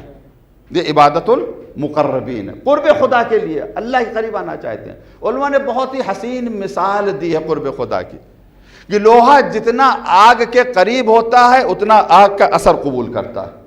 जितना आग के करीब हो, बिल्कुल करीब कर दिया तो आग की तरह सुर्ख भी हो जाएगा, आग की तरह गर्म भी हो जाएगा। और लोहा अगर आग में जल गया चला गया तो आग जैसा हो जाएगा। क़ुर्ब खुदा अगर है तो खुदा की सिफ़ात का मज़हर इंसान को बनना चाहिए। उसकी सिफ़ात का मज़हर क़ुर्ब खुदा, अल्लाह का क़ुर्ब हासिल करने के लिए इबादत करते हैं। ये इबादतुल मुक़र्रबीन है। तीसरा मर्तबा ये किसकी इबादत है? यह है इबादतुल मुस्तहीयीन। इस्तिहा कहते हैं अरबी में हया, हया यानी शर्म। ये ऐसे लोग हैं जिन्हें यकीन है कि रब हमें देख रहा है, तो नाफरमानी करते हुए इन्हें शर्म आती है। जैसे हैया अला सलात की आवाज़ आएगी फ़ौरन मस्जिद में आ जाएंगे हाजिरी लगाने के लिए। रवायात में आया है एबुदुल्लाह या एबुद रब्बक, अल्लाह की इबादत करो या अपने रब की इबादत करो। कान्नका तरा हो, गोया तुम अपने रब को देख रहे हो। फ़इन लम तकुन तराओ फ़इन्नहु यराका, अगर तुम अपने रब को नहीं देख रहे हो तो वो तुम्हें देख रहा है। तो ये तो हो, काश ये तसव्वुर भी आ जाए। मैं एक छोटी सी मिसाल दे रहा हूँ। खुदा ना करे हम में से कोई शख्स या कोई जवान कोई भी हो, मोबाइल देख रहा है और मोबाइल में कोई गलत सीन देख रहा है, उल्टी सीधी पिक्चर देख रहा है। जैसे 4 साल का 5 साल का बच्चा आ जाएगा फ़ौरन मोबाइल बंद कर देंगे। क्यों? कोई देख रहा है। जितना इंसान एक 5 साल के बच्चे से डरता है, अगर उतना अपने रब से डरे तो बंदा अल्लाह का बंदा बन जाए। देख तो रहा है अल्लाह। खलवत में गुनाह कर रहे हो, रात की तन्हाई में गुनाह कर रहे हो, अंधेरे में गुनाह कर रहे हो, लाइट ऑफ करके गुनाह कर रहे हो, कोई है जो तुम्हें देख रहा है। इबादतुल मुस्तहीयीन, इनको अल्लाह से शर्म आती है, इस वजह से इबादत करते हैं। चौथा मरहला इबादतुल मुतलज़्ज़ीन, ये तरक्की हो रही, दर्जात है सबके सब। मुतलज़्ज़ क्या? लज्जत। ये ऐसे लोग हैं जिन्हें इबादत से मज़ा आता है, लज्जत आती है इबादतों से। रोज़े में ये भूखे रहते हैं, उस भूख से इन्हें मज़ा आता है। प्यासे रहते हैं, उस प्यास से मज़ा आता है। रात में ये नमाज शब के लिए क़याम करते हैं तो उस क़याम से इन्हें मज़ा आता है। इबादतुल मुतलज़्ज़ीन, ऐसे लोगों की इबादत जिन्हें इबादत से लज्जत आती है, मज़ा। और ये लज्जत ऐसी है कि अल्फाज के ज़रिए उसे बयान ही नहीं किया जा सकता। हम नहीं बयान कर सकते हैं कैसी बिरयानी की लज्जत हम बयान कर सकते हैं, ऐसी है। कौरमे की लज्जत, مادی لذتیں ہیں، لیکن یہ ایسی روحانی اور معنوی لذت ہے الفاظ کے ذریعے بیان نہیں کیا جا سکتا۔ مگر علماء نے ایک بات کہی، کمال لذت کیا ہے، یعنی لذت کی انتہا کیا؟ کمال لذت یہ ہے کہ لذت دکھ اور درد پر غالب آ جائے، یہی کمال لذت ہے کہ آپ پریشانی اور مصیبت بھول جائیں، لذت ہی آپ کی غالب آ جائے۔ میں مثال دوں، مثلا یہاں پر ہم لوگ بیٹھے ہوئے ہیں، کوئی صاحب آئے اور کسی نوجوان سے مخاطب ہو کر کہ بھیا تمہاری 1 کروڑ کی لاٹری نکل آئی، میں تو مثال دے رہا ہوں، 1 کروڑ کی لاٹری، اور بیچارہ بھاگا بڑی تیزی سے، اب بھاگا تو ٹھوکر لگی پیر میں، انگوٹھے سے خون نکل آیا، وہ متوجہ نہیں ہے کہ انگوٹھا میرا زخمی ہو گیا، درد ہوا مگر احساس درد نہیں ہوا، تکلیف ہوئی مگر احساس تکلیف، کیوں احساس تکلیف نہیں ہوئی؟ کس وجہ سے؟ وہ جو 1 کروڑ کی لذت تھی وہ اس تکلیف کے اوپر غالب آ گئی۔ کمال لذت یہ ہے کہ تکلیف پر غالب آ جائے۔ توجہ چاہ رہا ہوں، عبادتوں سے لذت آتی ہے، اگر پوچھنا ہو تو کوئی میثم تمار سے پوچھیں، سوری کے اوپر لٹکے ہوئے ہیں، پیر کاٹے گئے، ہاتھ کاٹے گئے، زبان کاٹی گئی، شکوہ نہ کیا کہ مجھے درد ہو رہا ہے، مجھے تکلیف ہو رہی ہے، لیکن یہاں کے اوپر میثم کیا کر رہے ہیں؟ اللہ کی حمد و ثنا نہیں، علی کے فضائل پڑھ رہے ہیں۔ لیکن یہ بھی اللہ کی عبادت ہے، کیوں پیغمبر نے فرمایا کہ ذکر علی عبادہ، علی کا ذکر عبادت ہے۔ صلوات محمد و آل محمد۔ یہ فضائل مولا کائنات سے جو لذت مل رہی ہے جناب میثم کو، وہ لذت ایسی جو ہر دکھ ہر تکلیف کے اوپر غالب ہے۔ تو یہ چوتھا مرحلہ ہے، عبادت المتلذذین، ایسے لوگوں کی عبادت جنہیں عبادت میں مزہ آتا ہے، اور ایک مرتبہ یہ مزہ اگر کسی کو مل جائے مرتے مر جائے گا مگر پھر عبادتوں کو نہیں چھوڑے گا۔ میں نے کسی عارف کا واقعہ پڑھا تھا کہ کچھ لمحوں کے لیے اللہ کی تجلی ہوئی تھی، میں چاہتا ہوں کہ ساری دنیا کی مصیبتیں مجھے دوبارہ مل جائیں، دوبارہ وہ لمحہ میری زندگی میں واپس آ جائے۔ ہم الفاظ سے نہیں بیان کر سکتے۔ عبادت المتلذذین، امام حسین کا ذکر، فضائل ہوئے، مصائب، سب اللہ کی عبادت ہے۔ عرض کروں گا کل انشاءاللہ، سب اللہ کی عبادت۔ لذت آنا چاہیے، اور ایسی لذت آئے کہ جو دنیاوی چیزوں سے وہ لذت نہیں حاصل ہو سکتی۔ پانچواں مرحلہ، عبادت المحبین، یہ ایسے لوگ ہیں جن کو اللہ سے پیار ہو جاتا ہے، محبت ہو جاتی ہے، یعنی محبت کی وجہ سے، بھائی جس سے محبت ہوئی اسے یاد تو کرتے ہیں۔ آپ اپنے بیٹے سے محبت کرتے ہیں، اپنی بیٹی سے محبت کرتے ہیں، اپنے دوست سے محبت کرتے ہیں، اپنی بیوی سے، تو جس سے محبت کرتے ہیں ہر وقت اس کا ذکر کرتے رہیں گے کسی نہ کسی بہانے سے۔ انسان کی یہ فطرت ہے کہ اپنے محبوب کو ہمیشہ یاد رکھتا ہے۔ یہ ایسے لوگ ہیں جنہیں اللہ سے اس طرح سے محبت ہو جاتی ہے کہ ہر حال میں اپنے اللہ کو یاد کرتے ہیں۔ یہ ہے عبادت المحبین۔ چھٹا مرتبہ کیا؟ عبادت العارفین، آخری ترجمہ، یہ ایسے لوگوں کی عبادت ہے کہ جو معرفت کے ساتھ اللہ کی عبادت کرتے ہیں۔ عبادت العارفین، عارفین کی عبادت جو پرواز کر کے اللہ تک آتے ہیں۔ جب انسان اس مرحلے پر پہنچتا ہے تو یہ کہتا ہے الہی ما عبدتو کا خوفا من نارکا ولا تمن فی الجنت کا لیکن وجدت اہلا للعبادہ فعبدتو کا، میرے اللہ جنت کے لالچ میں عبادت نہیں کر رہا ہوں، جہنم کے خوف سے عبادت نہیں کر رہا ہوں، تو لائق عبادت ہے، اس وجہ سے علی تیری عبادت کر رہا ہے۔ صلوات محمد و آل محمد۔ اب میں نے مخلصین کے 6 مراتب آپ کے سامنے عرض کیے جو علامہ شبر نے الاخلاق میں ذکر کیے تھے۔ آخری مرتبہ کیا ہے؟ عبادت العارفین، عرفاء کی عبادت۔ اب اس حدیث کی طرف آئیے، چھٹے امام کیا فرما رہے ہیں؟ نجوى العارفین، عرفاء کا نجوہ یعنی مناجات، جو اللہ سے راز کی باتیں کرے، تدور علی 3 اصول، 3 اصول کے ارد گرد رہتا ہے۔ وہ 3 اصول کیا ہیں؟ الحب والرجاء، حب، رجا والخوف، خوف ہوتا ہے، رجا ہوتی ہے اور محبت ہوتی۔ توجہ چاہ رہا ہوں، رجا یعنی امید، خوف یعنی ڈر، حب یعنی محبت، انہی کے ارد گرد ان کا نجوہ رہتا ہے۔ توجہ چاہ رہا ہوں، عرفاء کا نجوہ۔ اب یہ خوف کہاں سے آئے گا؟ رجا کہاں سے آئے گی؟ حب کہاں سے آئے گی؟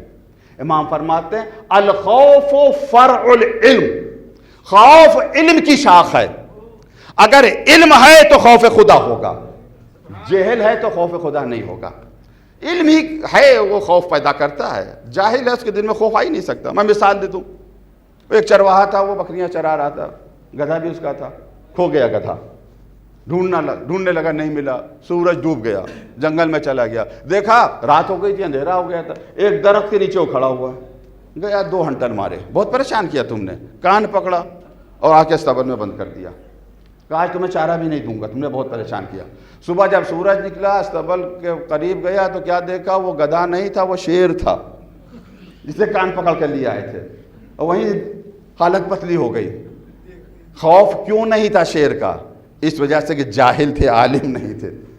امام کیا فرماتا ہے؟ الخوف فرع العلم، الخوف فرع العلم، خوف شاخ ہے علم کی، جتنا علم بڑھے گا اتنا زیادہ خوف بڑھے گا۔ علم اگر معراج کی منزل پر ہوگی تو خوف کا یہ عالم ہوگا کہ اگر وضو کے لیے پانی آئے گا تو جسم لرزنے لگے گا، جسم کانپنے لگے گا۔ کوئی پوچھے گا مولا آپ کا جسم کیوں کانپ رہا؟ نہیں پتا کس کی بارگاہ میں حاضری کا وقت آ گیا ہے۔ صلوات محمد و آل محمد۔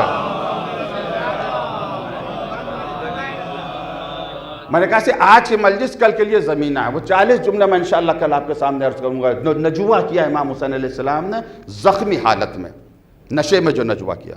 خوف یہ برانچ ہے علم کی۔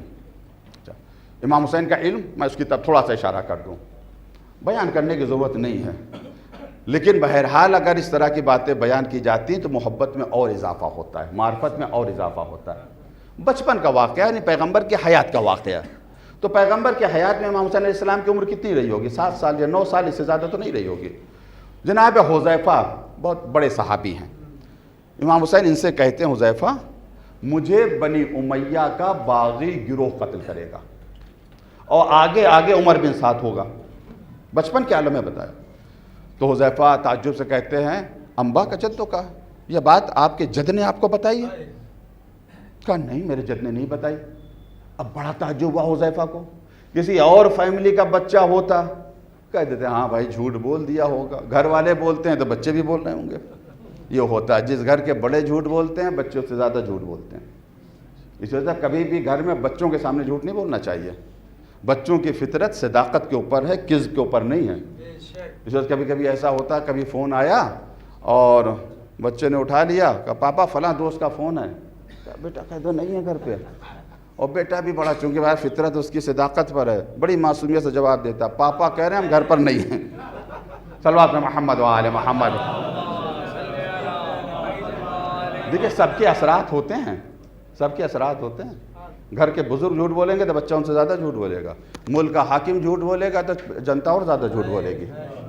بچپن میں ایک ہم نے واقعہ پڑھا تھا گزارے دبستان میں شاید، کہ ایک بادشاہ شکار پہ گیا اور ہرن کا شکار کیا اور ہرن کا گوشت تیار ہوا، اتفاق سے نمک لانا بھول گئے۔ اب کیا کہا تو وزیر نے ایک سپاہی سے کہا جاؤ فلاں یہ بستی ہے قریب وہاں سے نمک لے آؤ۔ سپاہی چلنے لگا، بادشاہ نے کہا ایسے پیسے تو دے دو نمک کے لیے۔ سرکار نمک کی کیا ارزش ہے، نمک کی کیا قیمت ہے، فری میں لے آئے گا؟ کہا نہیں پیسے دو، فری میں نہیں لانا۔ کہا کیوں؟ کہا جس ملک کا بادشاہ فری میں نمک کھائے گا اس کے سپاہی پوری بستی فری میں کھا جائیں گے۔ تو حاکم کا بھی اثر ہوتا ہے، جب حاکم لمبی لمبی پھینکے گا تو ہمیں کیا کہنا۔ صلوات محمد و آل محمد، صلوات محمد و آل محمد۔ احسن، ایک مرتبہ صلوات کریں۔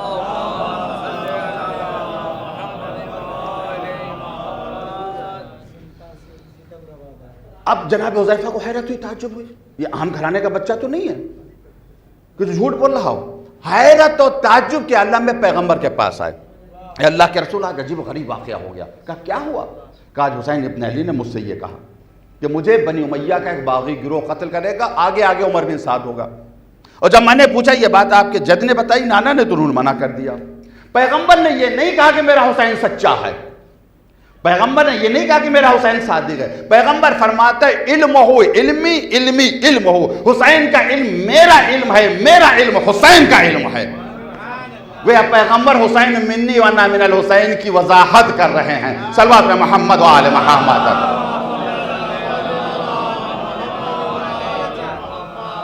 حسین کا علم میرا علم ہے، میرا علم۔ جب بچپن میں علم کا یہ عالم ہے، کربلا میں تو حسین کا علم شباب پر تھا، علم شباب پر تھا تو خوف کیسا، خوف کیسا ہوگا وہ میں عرض کروں گا انشاءاللہ اگر زندگی رہی کل تو خوف فرع العلم ہے، علم کی شاخ ہو. نجو العارفین اور آ رہا ہوں میں، چھٹے امام فرماتے ہیں نجو العارفین، عارفین کی مناجات، نجوا یعنی راز و نیاز کی باتیں اللہ سے کرتے ہیں، 3 اصولوں کے ارد گرد رہتا ہے. خوف یہ برانچ ہے علم کی. دوسری کیا؟ رجا، امید. عارفین کے دلوں میں امید رہتی ہے. رجا یعنی امید رہتی ہے. یہ امید کہاں سے آتی ہے؟ کہاں سے امید آتی ہے؟ الرجا فرع الیقین، یقین کی شاخ رجا ہے. جہاں یقین ہے وہی امید ہے. بھائی جہاں ملنے کی یقین ہے وہیں تو فقیر جائے گا بھیک مانگنے کے لیے، اور جس در سے یہ یقین ہے کہ کچھ نہیں ملے گا تو وہاں جائے گا نہیں. کوئی ضرورت اگر ہمیں پیش آئی تو ہم اسی کے پاس جائیں گے جہاں یقین ہو بھیا ہمیں مدد کر سکتے ہیں. تو رجا فرع الیقین، چھٹے امام کہہ رہے ہیں یقین کی شاخ کا نام رجا ہے. فقیر کو اگر یہ یقین ہو یہاں سے نہیں ملے گا تو کبھی نہیں جائے گا، وہی سدر پہ جاتا ہے اللہ بھلا کرے گا، اللہ کے نام پر دے دو. ایک فقیر کسی گھر کے اوپر گیا، اللہ کے نام پر دے دو، اندر سے آواز ہے بابا کچھ نہیں ہے، ایک روٹی کا ٹکڑا دے دو، بابا روٹی کا ٹکڑا نہیں ہے، ارے کوئی پرانا لباس ہی دے دو، بابا کوئی کپڑا بھی نہیں ہے، اچھا ایک گلاس پانی پلا دو، اندر سے آواز ہے بابا پانی بھی نہیں ہے. تو فقیر جھنجھلا کر کہتا ہے پھر گھر میں کیوں بیٹھے ہو، ہمارے ساتھ آ جاؤ. صلوات محمد و آل محمد. پھر تو ہماری برادری کے ہو گئے نا تم، جب کچھ نہیں گھر میں آؤ ہمارے ساتھ تم بھی بھیک مانگو. تو یہ رجا فرع الیقین، جتنا یقین ہوگا اتنا ہی رجا ہوگی. توجہ، جتنا یقین ہوگا اتنی رجا ہوگی. اب یقین کی میں قسمیں تفصیل سے نہیں عرض کر سکتا ہوں، صرف اشارہ کروں گا. علم الیقین، عین الیقین، حق الیقین. یقین 3 طرح کا ہوتا ہے، ایک علم یقین ہوتا ہے، ایک عین الیقین ہوتا ہے، حق الیقین. میں مثال دوں تاکہ بات نوجوان بھی سمجھے. دھواں آپ نے دیکھا، دھواں دیکھا تو ذہن میں تصور آ گیا کہ آگ جل رہی ہے، اثر دیکھ کر مؤثر تک پہنچے، اسے کہتے ہیں علم یقین. یہ علماء کے پاس ہوتا ہے کہ دلیل و برہان کے ذریعے یقین ان کو حاصل ہوتا ہے کہ دھواں دیکھا اس کا مقصد آگ جل رہی ہے، یہ علم الیقین. عین الیقین کیا ہوتا ہے؟ خود آنکھوں سے آگ کو دیکھ لیا، جلتے ہوئے آگ کو دیکھ لیا، اب تو یقین ہو گیا نا. بھائی جب دھواں دیکھا یقین کیا آگ جل رہی، ہو سکتا ہے کہ یہ گیس ہو آگ نہ ہو اس کے نیچے، یہ نہیں ہو سکتا ہے واقع کے خلاف ہو جائے، لیکن جب آنکھوں سے دیکھ لیا اس انداز، یہ عین الیقین. حق الیقین کسے کہتے ہیں؟ کسی آنکھوں سے نہیں دیکھا، خود آگ میں جلا گیا، خود آگ میں چلا جائے. اب تو ذرہ برابر شک نہیں ہوگا کہ آگ کا وجود ہے یا آگ کا وجود نہیں ہے. جس کا یقین اس منزل پر پہنچا ہو اسی کو کہتے ہیں کہ اس کے پاس حق الیقین ہے. اور جب انسان حق الیقین کی منزل پر آ جاتا ہے تو یہ دعویٰ کرتا ہے لو کشف الغطاء لما زدت یقینا، اگر علی کی نگاہوں سے پردے ہٹا لیے جائیں تو یقین میں ذرہ برابر اضافہ نہ ہو. جتنے بھی پردے اگر ہٹا لیے جائیں ذرہ برابر میرے یقین میں. کائنات میں کتنے راز ہیں نہیں بتائے، کوئی بیان نہیں کر سکتا. یہ سب خبریں ہیں، انٹرنیٹ کی خبریں ہیں، انشاءاللہ صحیح ہوں گی. یہ چندریان 3 پہنچ گیا، خوشی ہوئی، ملک کا افتخار ہے. بھائی اتنا بڑا ایسی جگہ اتار دیا اندھیرے میں کہ جہاں کسی نے نہیں اتارا، بہت بڑی کامیابی ہے. کتنے میں پڑھ رہا تھا تو سائنسدانوں نے کہا اس دنیا میں 400 ارب ستارے ہیں، 1-2 نہیں، یہ جو ان کو شمار کر پائے نہ جانے کتنے ستارے ہوں گے. اور ایک ایک ستارہ ہماری زمین سے نہ جانے کتنا بڑا ہے. کھربوں راز ہیں. انسان 2-4 رازوں سے پردہ ہٹا لیتا ہے تو اپنے آپ کو عالم سمجھنے لگتا ہے، بہت بڑا سائنسداں سمجھنے لگتا ہے. میرے مولا نے کہا جتنے بھی راز ہیں کسی بھی راز سے پردہ اٹھاؤ گے علی کے یقین میں اضافہ نہیں ہوگا، کیونکہ پوری کائنات علی کے سامنے خلق ہوئی ہے. صلوات محمد و آل محمد. یقین میں آؤں گا، پھر ابھی اس طرف آؤں گا. رجا فرع الیقین، حب، محبت، یہ کہاں سے آتی ہے؟ چھٹے امام فرماتے ہیں حب فرع المعرفہ، معرفت کی شاخ محبت ہے. پہچانیں گے تبھی تو محبت ہوگی. خدا نہ کرے کہیں سفر پہ جا رہے ہیں، ایکسیڈنٹ ہو گیا، بے ہوش ہو گئے، ہاسپٹل آ گئے، ہفتوں بے ہوش پڑے رہے، ہفتے بھر کے بعد ہوش آیا. ایک صاحب سامنے کھڑے ہوئے تھے، دیکھا کچھ بھی نہیں ان کو دیکھ کے. ڈاکٹر آ گئے، دیکھا، کہا شکریہ ادا کرو ان صاحب کا، اگر موقع کے اوپر تمہیں یہاں نہ پہنچاتے تو تم مر جاتے. اچھا یہ میرا محسن ہے، پہچان گئے نا، اس نے میری جان بچائی. جیسے ہی پہچان جائیں گے ویسی محبت دل میں آ جائے گی. جب تک معرفت نہیں ہوگی محبت نہیں ہوگی. صلوات محمد و آل محمد. اسی وجہ سے حدیث میں کیا کہا؟ من ماتا جو مر جائے ولم یعرف امام زمانہ ماتا میتۃ الجاہلیہ. جو مر جائے اپنے امام زمانے کے امام کو نہ پہچانے اس کی موت اسلام کی موت نہیں ہے، جاہلیت کی موت ہے. صلوات محمد و آل محمد.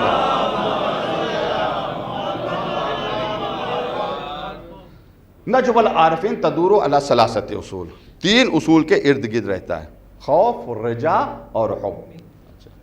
خوف برانچ ہے علم کی. میں پھر تکرار کر رہا ہوں تاکہ یہ جو اہم بات ہے وہ بچوں تک، بزرگ تو متوجہ ہو گئے ہیں، میں تکرار کے لیے ان سے معافی چاہتا ہوں، بچوں تک پیغام پہنچانا چاہ رہا ہوں. خوف برانچ ہے علم کی، رجا شاخ ہے یقین کی، محبت برانچ ہے معرفت کی. ان سب کی دلیلیں بھی ہیں، علامتیں بھی ہیں، پہچان بھی ہیں. وہ پہچان بھی تو ہونا چاہیے. چھٹے امام فرما رہے ہیں دلیل الخوف. کیا دلیل ہے کہ خوف دل میں پایا جا رہا ہے؟ دلیل الخوف حرب. دلیل خوف فرار ہے. حرب چھوٹی ہے سے حرب، فرار بھاگنا. جو بھاگے سمجھیے اسی کے دل میں خوف ہے. مگر یہ میدان سے بھاگنا نہیں ہے، یہ انسانوں کا خوف نہیں ہے.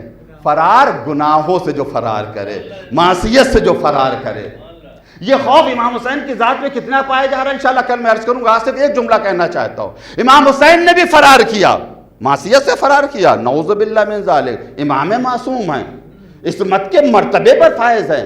معصیت کا تصور جو ذہن کرے وہ ذہن ہی گناہگار ہے.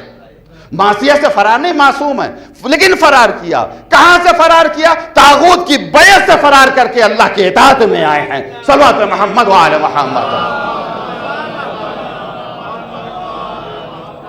دلیل الخوف.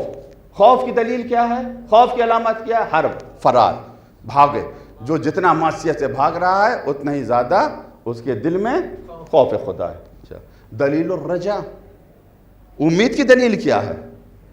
کیا پہچان ہے کہ دل میں رجا پائی جا رہی، امید پائی جا رہی؟ دلیل الرجا کیا ہے؟ امام فرماتے ہیں دلیل الرجا طلب. رجا کی دلیل ہے مانگنا. طلب یعنی مانگنا، مطالبہ کرنا. توجہ چاہ رہا ہوں. کیا مانگا؟ ایک عام آدمی کے دل میں رجا ہو اپنی ضرورت کے اعتبار سے مانگے گا.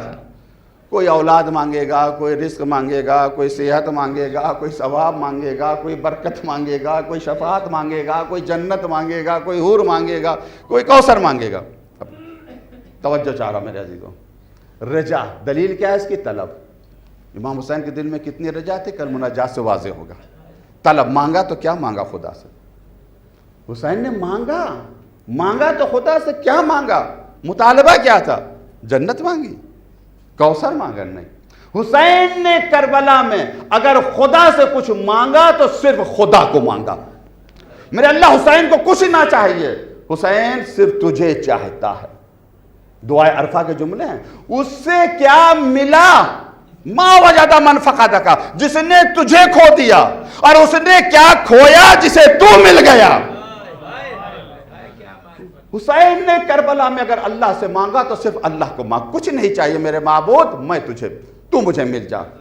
میں مثال دوں کہ بات بچوں نوجوانوں تک پہنچے کہ یہ رجا جس کی دلیل طلب ہے. امام حسین نے کیا مانگا اللہ سے، اور اللہ نے کیا دیا امام حسین علیہ السلام کو؟ ایک بادشاہ ہے، اس نے اعلان کیا اپنے ملک میں میرے محل کے دروازے کھلے ہوئے ہیں، جس کو آنا چاہے آ جائے، جس چیز کو چھوئے گا وہ چیز اس کی ہو جائے گی. اس طرح کا سامان جب ملنے لگے تو لائن تو لگ جاتی ہے. لائن لگ گئی، سب محل میں آ گئے. کوئی کرسی چھو رہا ہے، کوئی سنگھاسن چھو رہا ہے، کوئی اسلحہ چھو رہا ہے، کوئی کپڑا، سب لے کے جا رہے ہیں. بادشاہ بھی تماشا دیکھ رہا ہے، سب جا رہے ہیں. ایک شخص داخل ہوا، بادشاہ کے قریب آیا اور بادشاہ کندھے پر ہاتھ رکھ دیا. کہا سرکار ہمیں کچھ نہیں چاہیے، ہمیں آپ چاہیے. آپ ہی نے تو کہا تھا کہ جو جسے چھوئے گا، میں نے آپ کو چھو لیا، آپ ہمارے ہو گئے. بادشاہ نے کہا ہاں ہم اپنے قول کے سچے ہیں. تم نے ہمیں چھو لیا تو ہم تمہارے ہو گئے، جو تم کہو گے میں وہ کروں گا۔ توجہ چاہ رہا ہوں، امام حسین نے کربلا میں کچھ اللہ سے نہیں مانگا، اگر اللہ سے مانگا تو اللہ کو مانگا۔ خدا نے کہا حسین تم نے مجھے مانگا، مجھے مانگا، ہم تمہارے ہو گئے ہیں، جب تک ہم باقی رہیں گے اس وقت تک تم باقی رہو گے۔ سمجھے کہ حسین کیوں زندہ ہے؟ حکومتیں مٹ گئی امام حسین کو مٹاتے مٹاتے، حسین کل بھی زندہ تھا، آج بھی زندہ ہے، کل بھی زندہ رہے گا۔ صلوات محمد و آل محمد۔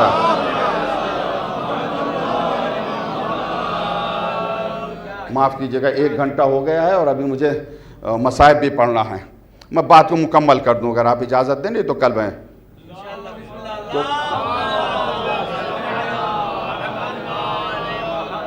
جس طرح گاڑی بغیر پیٹرول کے نہیں چلتی، ویسے پڑھنے والا بغیر صلوات کے کچھ نہیں پڑھ سکتا۔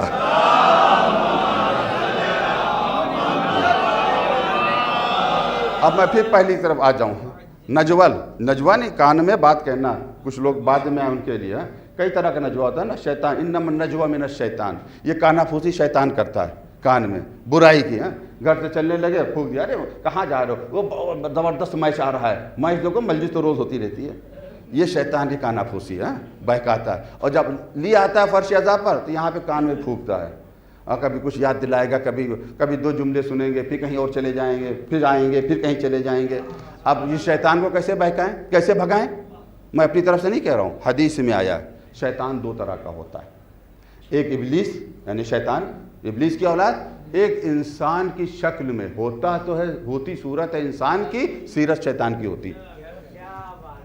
اگر اس شیطان کو بھگانا چاہتے ہو جو ابلیس کی اولاد میں سے، تو زور سے لا حول ولا قوت الا باللہ پڑھو۔ اگر اس شیطان کو بھگانا چاہتے ہو جو انسان کی شکل میں ہے، تو زور سے محمد و آل محمد پر صلوات پڑھو۔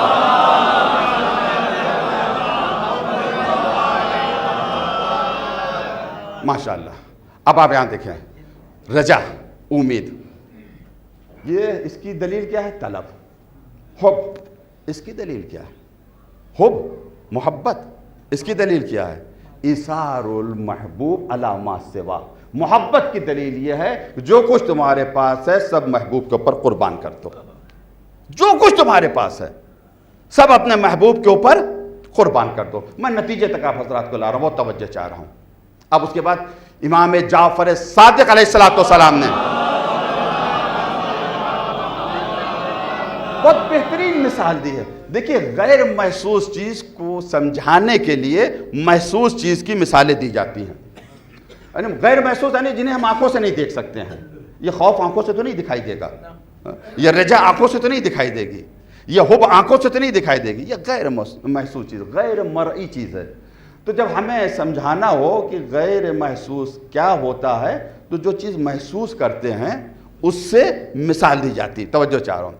اب امام نے مثالیں دی، یہ مثال هذه الاصول الثلاثہ، ان تینوں اصول کی مثال ایسے ہی ہے، کالحرم والمسجد والکعبہ، جیسے حرم، مسجد اور کعبہ۔ حرم کیا ہے؟ آپ جو لوگ حج پہ اور عمرے پہ جا چکے ہوں انہوں دیکھا ہوگا، مکے سے پہلے ہی بڑے بڑے بورڈ لگے رہتے ہیں، حدود حرم، عربی میں، اردو میں، عربی ہر زبان، حدود حرم، یہاں سے غیر مسلم کا داخلہ ممنوع۔ ہو سکتا ہے کوئی حرم میں چلا جائے مگر مسجد میں نہ آئے، مسجد جو ہے مسجد الحرام وہ تو الگ ہے، حرم بہت وسیع ہے، حرم میں آ گئے، چاہے حدود حرم میں آ گئے۔ بہت توجہ چاہ رہا ہوں۔ مولا فرماتے یہ جو 3 اصول ہیں جن کے ارد گرد عارفین کا نجوہ گھوما کرتا ہے، خوف، اس کی مثال کیا دی؟ جیسے کوئی حرم میں داخل ہو گیا، جب حرم میں داخل ہو گیا، کوئی چور ہو، اچکا ہو، ڈاکو ہو، قاتل ہو، کتنا بڑا گناہ گار کیوں، اگر واقعاً اسلام کی حکومت ہے تو حرم میں اسے کوئی گرفتار نہیں کر سکتا۔ من دخلہ کان آمنا ان اول بیت وضع للناس للذی ببکہ مبارکا وہدی للعالمین، مبارک ہے، ہدایت ہے، من دخلہ کان آمنا، جو آ گیا حرم میں امن میں آ گیا، تو خوف یعنی امن میں آ گیا۔ اب امن میں آ گیا اسے کوئی مشکل نہیں، توجہ چاہ رہا ہوں، کوئی پرابلم، امن میں آ کیا مقصد؟ خوف ہے، جب اللہ کا خوف تمہارے دل میں آ گیا تو سب کے خوف سے تم امن میں آ گئے۔ فلا خوف علیہم ولا هم یحزنون، اللہ کے بندے کچھ ایسے ہیں نہ کوئی ڈر ہوتا ہے نہ کوئی غم ہوتا ہے۔ صلوات محمد و آل محمد۔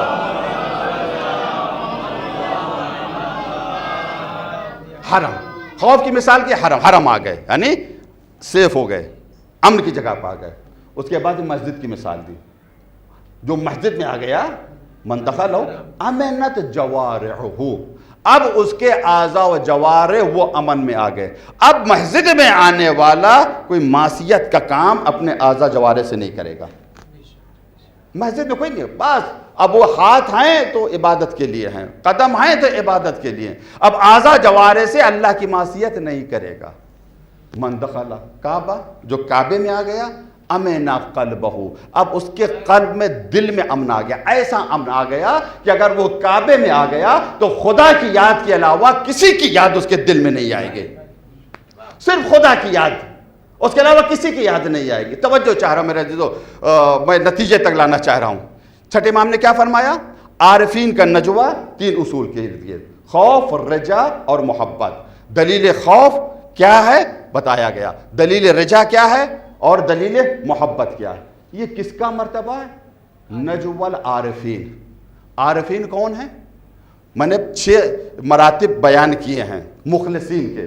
پہلا مرتبہ شاکرین کا، دوسرا مقربین کا، تیسرا مستحیین کا، چوتھا متلذذین کا، پانچواں محبین کا، چھٹا عارفین کا۔ یعنی مخلصین کا جو آخری درجہ ہے وہ عرفہ کا کہلاتا ہے۔ بہت توجہ چاہ رہا ہوں، آخری درجہ وہ عرفہ کا۔ اور جو سفر کرتا ہے انسان، یہاں سے سفر کرتا ہے، عرفہ جو سفر کرتے ہیں ان کے سفر کی انتہا کہاں پر ہوتی ہے؟ کعبے میں آ کر رک جاتے ہیں، کعبے میں آ کر، بہت توجہ چاہ رہا ہوں۔ عرفہ کا نجوہ کیا؟ توجہ چاہ رہا ہوں، سفر کیا، ابتدا کی، انتہا کعبہ ہے، کعبہ میں آگے، یعنی صرف اللہ کی یاد رہے گی اور دل میں کسی کی یاد نہیں رہے گی۔ تو جو عارفین کی انتہا ہے، جو عارفین کی آخری منزل ہے، اس منزل پر پہلا قدم میرے مولا نے رکھا ہے۔ جو عرفہ کی آخری منزل ہے، اس سے بڑھ کر نہیں ہے، آخری منزل عرفہ کی، اس آخری منزل پر پہلا قدم علی بن ابی طالب نے رکھا ہے۔ اہل علم تشریف فرما، صرف جملہ کہوں گا میرے عزیزو، غور کیجئے گا۔ سفر ہوتا ہے اللہ کی طرف سے، ادھر سے جو ادھر کا سفر کرتے ہیں، توجہ چاہ رہا ہوں، ادھر سے جو ادھر کا سفر کرتے ہیں ان کی آخری منزل کعبہ ہوتی ہے، اور جو ادھر سے ادھر آتے ہیں ان کی پہلی منزل کعبہ ہوتی ہے۔ صلوات محمد و آل محمد۔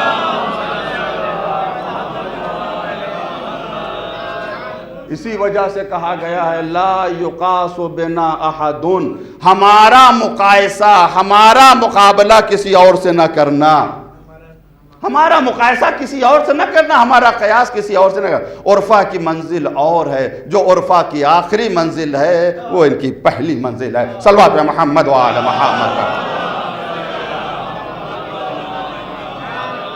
یہ ہے نجوہ، یہ مناجات، انشاءاللہ کل میں عرض کروں گا مناجات، امام حسین کی مناجات۔ 40 جملے ہیں اس مناجات میں۔ علامہ مجلسی نے بہار میں پوری مناجات کو ذکر کیا ہے۔ صرف ایک بات کہنا چاہتا ہوں، نجوہ کسے کہتے ہیں؟ 2 آدمیوں کے درمیان گفتگو ہو، تیسرے کو خبر نہ ہو، اسی کو نجوہ کہتے ہیں، یہی مناجات ہے۔ اس نشیب میں حسین نے صرف اللہ سے نجوہ کیا، یہ ہمیں کیسے پتہ چل گیا؟ یہ علامہ مجلسی کو کیسے پتہ چل گیا؟ کون وہاں کے اوپر تھا؟ اس کا مقصد یہ ہے کہ نجوہ کرنا بندے کا کام ہے، دنیا میں پہنچانا خدا کا کام ہے۔ اس نے اس نجوے کو پہنچایا۔ حسین زخموں سے چور چور ہیں، کتنے زخم ہیں مجھے نہیں پتا، شاعر کا تصور ہے 1900 زخم تنے چاک چاک پر، زینب نکل حسین تڑپتا ہے خاک، اور امام حسین نجوہ کر رہے ہیں، مناجات کر رہے ہیں، عصر کی نماز کی آخری مناجات امام حسین۔ اس طرح سے مناجات کی امام حسین نے کہ انہوں نے حقیقت نجوہ کو بیان کر دیا۔ کیسا منظر تھا! امام زمانہ نے اس منظر کو زیارت ناحیہ میں اس طرح سے بیان کیا۔ وَالشِّمْرُ جَالِسٌ عَلَى صَدْرِكَ، شمر آپ کے سینے پر سوار تھا، اس کے ہاتھ میں کند خنجر تھا اور آپ کا سوکھا گلا تھا۔ اسی اسنا میں ایک بہن خیمے سے نکلی تھی، تلِ زینب ہے، جو لوگ زیارت کر چکے ہیں انہوں نے دیکھا ہوگا، بلند مقام تلِ زینبیہ کے نام سے، جہاں سے جناب زینب نے بھی اس منظر کو دیکھا تھا۔ کتنا سخت منظر تھا، عزیزو غور کریں۔ جب عمر سعد نے یہ حکم دیا کہ جتنے حسین کے اصحاب قتل ہوئے ہیں سب کا سر کاٹ لیا جائے اور حاکم کے سامنے بھیجا جائے. حکم ہو کہ سب کا سر کاٹا جائے. جب جناب حور کا سر کاٹنے کا مرحلہ آیا تو حور کے جو قبیلے والے تھے وہ آگے آ گئے تلواریں نکالنے.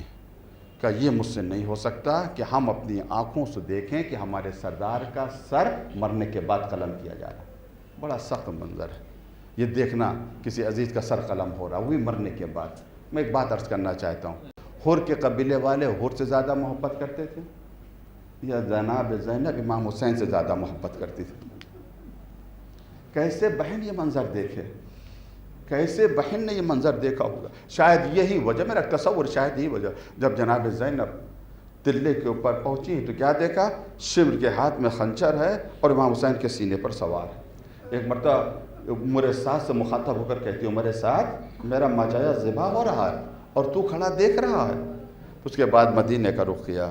اے نانا، آپ پر تو آسمان کے ملائکہ درود و صلوات بھیجتے ہیں، یہ آپ کا حسین اس مقتل میں، اس نشیب میں، خاک و خون میں لوٹ رہا. اب کیا ہوا کہ جناب زینب سلام اللہ علیہ خیمے میں آ گئیں. مجھے نہیں پتا کہ امام حسین نے کیسا اشارہ کیا، امام حسین نے کیسا پیغام پہنچایا، لیکن اتنا ضرور ہے کہ وہ پیغام جناب زینب تک پہنچ گیا.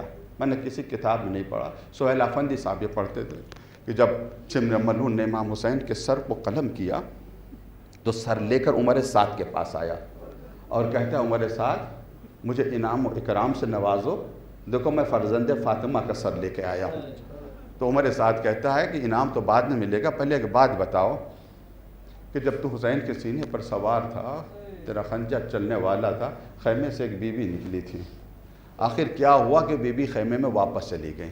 شمر کہتا ہے کہ میں نے قیامت کا منظر دیکھا. میں نے جب میں حسین کے سینے پر سوار تھا، خنجر چلا رہا تھا، بی بی نکلی. جب بی بی نکلی تو پہلے حسین نے کچھ کہنا چاہا مگر سوکھا گلا تھا، زخمی ہونٹ تھے، حسین کچھ کہہ نہ سکے. ہاتھ اٹھانا چاہا، شاید اشارہ کرنا چاہ رہے ہوں کہ زینب خیمے میں واپس چلی جاؤ، میری بہن خیمے میں واپس چلی جاؤ، لیکن ہاتھ اتنا زخمی تھا، اتنا مجروح تھا کہ ہاتھ حرکت نہیں کرتا تھا، سکینت ساکن ہو گیا تھا. ایک مرتبہ میں نے دیکھا حسین کی آنکھوں کی دونوں پتلیاں فرات کی طرح مڑ جاتی، حسین کی آنکھوں کی دونوں پتلیاں فرات کی طرح مڑ جاتے. شاید عباس سے مدد لے رہے ہوں، بھیا باہر زینب خیمے سے نکل آئی ہے، بھیا میری زینب سے یہ منظر نہیں دیکھا جائے گا کہ شم مجھے کیسے ذبح کر رہا ہے. بس یہ پیغام جناب زینب تک پہنچ گیا. ادھر جناب زینب خیمے میں آئی، کچھ ہی لمحے گزرے تھے، کربلا کی زمین ہلنے لگی، فرات کا پانی نیز اچھلا. الا قتل الحسین بکربلا، الا ذبح الحسین بکربلا. اجر اللہ، خدا آپ کو کسی غم میں نہ رلائے. آواز سے گریہ بلند ہو گئی ہے. ایام عزا کے صرف چند دن بچے ہیں، 2 دن بچے ہیں. مجھے نہیں پتا اگلا محرم ہماری زندگی میں آئے یا نہ آئے، کوئی گارنٹی نہیں. کتنے مومنین ایسے تھے جو اس فرش عزا پر تھے پہلے لیکن آج نظر نہیں آ رہے ہیں. پروردگار ان سب کی مغفرت فرمائے. تھوڑے سے اور گریہ، تھوڑے سے اور آنسو بہا لے اس حسین پر جو بہت ہی مظلوم ہے. میں ایک روایت آپ کے سامنے عرض کرنا چاہتا ہوں، سند کے اعتبار سے صحیح روایت ہے، معتبر روایت ہے، کیونکہ کامل الزیارہ میں ابن قولبی نے اس روایت کو ذکر کیا. طویل روایت، اس روایت کا ایک حصہ، اِنَّهُ لَا يَنظُرُ إِلَى مَنْ يَبْكِي. جو بھی امام حسین پر روتا ہے امام حسین اسے دیکھتے ہیں. نہ زمانے کی قید ہے نہ مکان کی قید ہے. آپ یہاں پر گورکھپور میں اس محلے میں اس امام بارگاہ میں بیٹھے ہوئے گریہ کر رہے ہیں، امام حسین دیکھ رہے ہیں. لا ينظر، اللہ کی دی ہوئی طاقت سے دیکھ رہے ہیں، دیکھ رہے ہیں. صرف دیکھ رہے ہیں نہیں، یستغفر لہ، اپنے عزاداروں کے لیے دعا کر رہے ہیں، میرے اللہ معاف کر دیں میرے گناہگار عزادار. خود دعا کر رہے ہیں نہیں، یسأل ابا، اپنے والد سے سوال کرتے ہیں، درخواست کرتے ہیں، بابا جان آپ بھی میرے عزادار کے لیے دعا کریں. پھر ایک جملہ آپ سے مخاطب ہو کر کہتے ہیں، کاش یہ جملہ سمجھ میں آ جائے، ایوہ الباقی، اے میری مصیبت پر رونے والوں، اگر تمہیں پتہ چل جائے کہ تمہارا مقام کتنا بلند ہے. عجب اللہ، ایک تو امام حسین دیکھتے ہیں. اسی وجہ سے علماء نے عرفا نے کہا کہ مصائب پڑھنے کے بھی آداب ہیں، سننے کے بھی آداب ہیں. اور ادب یہ ہے جب کبھی مصائب سنو رو، اور رو تو بلند آواز سے رو. جیسے چھٹے امام نے کہا ایسے میرے جد کی مصیبت پر رو جیسے ایک ماں اپنے کڑیل جوان بیٹے کے جنازے پر بیان کرتی ہے. اس طرح سے رو. اور اگر نہیں رو سکتے ہو, نہیں آنسو آ سکتے, تو رونے والوں کی شکل بناؤ, احترام میں اپنے سر کو جھکا لو, کیونکہ کوئی تمہیں دیکھ رہا. ایسا نہیں کہ صرف امام حسین دیکھ رہے ہیں, زمانے کا امام بھی پرسہ لینے کے لیے آتا ہے, جناب سیدہ کے لیے بھی ملتا ہے. اگرچہ میں نے کوئی روایت نہیں پڑھی, لیکن کوئی عقلی معنی بھی نہیں ہے کہ عقلی رکاوٹ ہو کہ ہم یہ کہیں کہ نہیں آتی ہیں. نہیں, علماء نے واقعات بیان کیے ہیں. ایران کے ایک بہت مشہور و معروف ذاکر گزرے ہیں, وہ کہتے ہیں میں جب 12 سال کا تھا تو میرے والد بھی بہت بڑے ذاکر تھے, میں ان کے ساتھ مجلس میں گیا تھا. تو والد تھوڑا سا دیر میں مجلس میں پہنچے, تو جو بانی مجلس سے تھوڑا ناراض ہو گئے کہ آقا آپ اتنی دیر میں تشریف لائیں کہ پبلک چلی گئی, اب کیا ہوگا. تو میرے والد کو بات بری لگی, ان کا گھبراؤ نہیں, تم مجلس اخلاص سے کرتے ہو, اس مجلس میں تو جناب سیدہ سلام اللہ آئیں گی, اس مجلس میں تو خود امام حسین آئیں گے. خیر یہ کہہ کے ممبر پہ گئے اور انہوں نے مجلس پڑھنا شروع کیا. جب دیبل کا مرثیہ پڑھا, اس کا یہ شعر, او یا فاطمہ تو لو خلت مجدلا حسین, اے فاطمہ اگر آپ حسین کو کربلا میں خاک و خون میں لوٹا ہوا دیکھتی. جب یہ شعر پڑھا تو انہوں نے اپنے چہرے پر تماچے لگا لیے, سر پیٹنے لگے. باپ نے حیرت سے کہا بیٹا ایسا کیوں کر رہے ہو. میں خاموش ہو گیا. مجلس ختم ہوئی تو باپ نے پوچھا یہ تم نے کئی مرتبہ دیبل کا مرثیہ سنا, لیکن آج تم کو کیا ہو گیا, تم سر پیٹنے لگے, منہ پہ تماچے لگانے. کہ بابا جیسے آپ نے یہ شعر پڑھا, بائیں طرف ایک خاتون کی آواز آ رہی تھی, ہائے میرا بیٹا حسین, ہائے میرا لال حسین. تو مجالسوں میں حسین کی دکھیاری ماں جناب فاطمہ زہرا بھی آتی. یہ عزاداری کے آخری دن ہیں, اور اس آخری دنوں میں وہ مصائب پڑھے جاتے ہیں جن مصائب پر زمانے کا امام خون کے آنسو روتا ہے. وَلَأَبْكِيَنَّ عَلَيْكَ بَدْلَ الدُّمُوعِ دَمًا, کربلا والوں میں آپ کے اوپر خون کے آنسو روتا ہوں. کس مصیبت پر زمانے کے امام خون کے آنسو روتے ہیں؟ ایک چاہنے والا خواب میں امام کو دیکھتا ہے, مکاشفہ ہوتا ہے, مولا کس مصیبت پر آپ خون کے آنسو روتے ہیں؟ علی اکبر کی مصیبت؟ کہا نہیں, مصیبت اتنی بڑی, اگر علی اکبر زندہ ہوتے تو وہ بھی خون کے آنسو روتے. قاسم کی مصیبت کار نہیں, عباس کی مصیبت کار نہیں, علی اصغر کی مصیبت کار نہیں. کہا پھر آقا حسین کی مصیبت, جب جس کے اوپر گھوڑے دوڑا دیے گئے تھے, اس منظر کو یاد کر کے آپ خون کے آنسو روتے؟ کہا نہیں, اس منظر کو بھی یاد کر کے خون کے آنسو نہیں روتا. مولا کس مصیبت کو یاد کر کے خون کے آنسو روتے ہیں؟ امام تڑپ کر کہتے ہیں ہائے شام کا بازار, ہائے شام کا دربار. ارے کہاں علی و فاطمہ کی بیٹیاں, کہاں نامحرموں کا مجمع. اس منظر کو یاد کر کے زمانے کا امام خون کے آنسو روتا. خود سید سجاد بھی خون کے آنسو روتے ہیں. جو بھی سید سجاد سے پوچھتا مولا سب سے زیادہ ظلم کہاں ہوا, کبھی کربلا کو یاد نہیں کیا, ہمیشہ طلب کر کہتے تھے ہائے شام کا بازار, ہائے شام کا دربار. عزاداروں میں ایک جملہ کہنا چاہتا ہوں. جناب قاسم کربلا میں 1 مرتبہ شہید ہوئے, حضرت عباس 1 مرتبہ شہید ہوئے, اور محمد 1 مرتبہ شہید ہوئے, امام حسین 1 مرتبہ شہید ہوئے, مگر سید سجاد تو قدم قدم پر شہید ہوئے. جب کبھی پھوپھی کو سربراہ نہ دیکھتے تھے سید سجاد کی شہادت ہو جاتی تھی. جب کبھی اپنی بہنوں کو سربراہ نہ دیکھتے تھے سید سجاد کی شہادت ہو جاتی تھی. اجر اللہ, خدا آپ کو کسی غم میں نہ رلائے. بہت سے لوگ اربعین گئے تھے امام حسین کی زیارت کرنے کے لیے. ایک بہن بھی آئی تھی کربلا اپنے بھائی کی زیارت کرنے کے لیے. جناب زینب جب کربلا آئی ہیں اور امام حسین کی قبر پر پہنچی ہیں تو ایک مرثیہ پڑھا. آقا جوادی عاملی نے بیان کیا, شاید زبان حال. جناب زینب کیا کہتے ہیں, بھیا 11 محرم کو جب میں کربلا سے گئی تھی تو میں نشیب میں دیکھا تھا, بے گور و کفن دیکھا تھا, حسین کا پورا جسم زخموں سے چور چور تھا. تو جناب زینب نے کیا کہا تھا, انت اخی, کیا تم میرے بھائی ہو؟ انت اخی, کیا تم بھیا 11 محرم کو میں تمہیں نہیں پہچان سکی تھی. وہ کہنا چاہ رہی, کیا تم وہی حسین ہو جسے ماں نے چکیاں پیس پیس کر پالا تھا؟ کیا تم وہی حسین ہو جسے نانا نے اپنے کندھوں پر سوار کیا تھا؟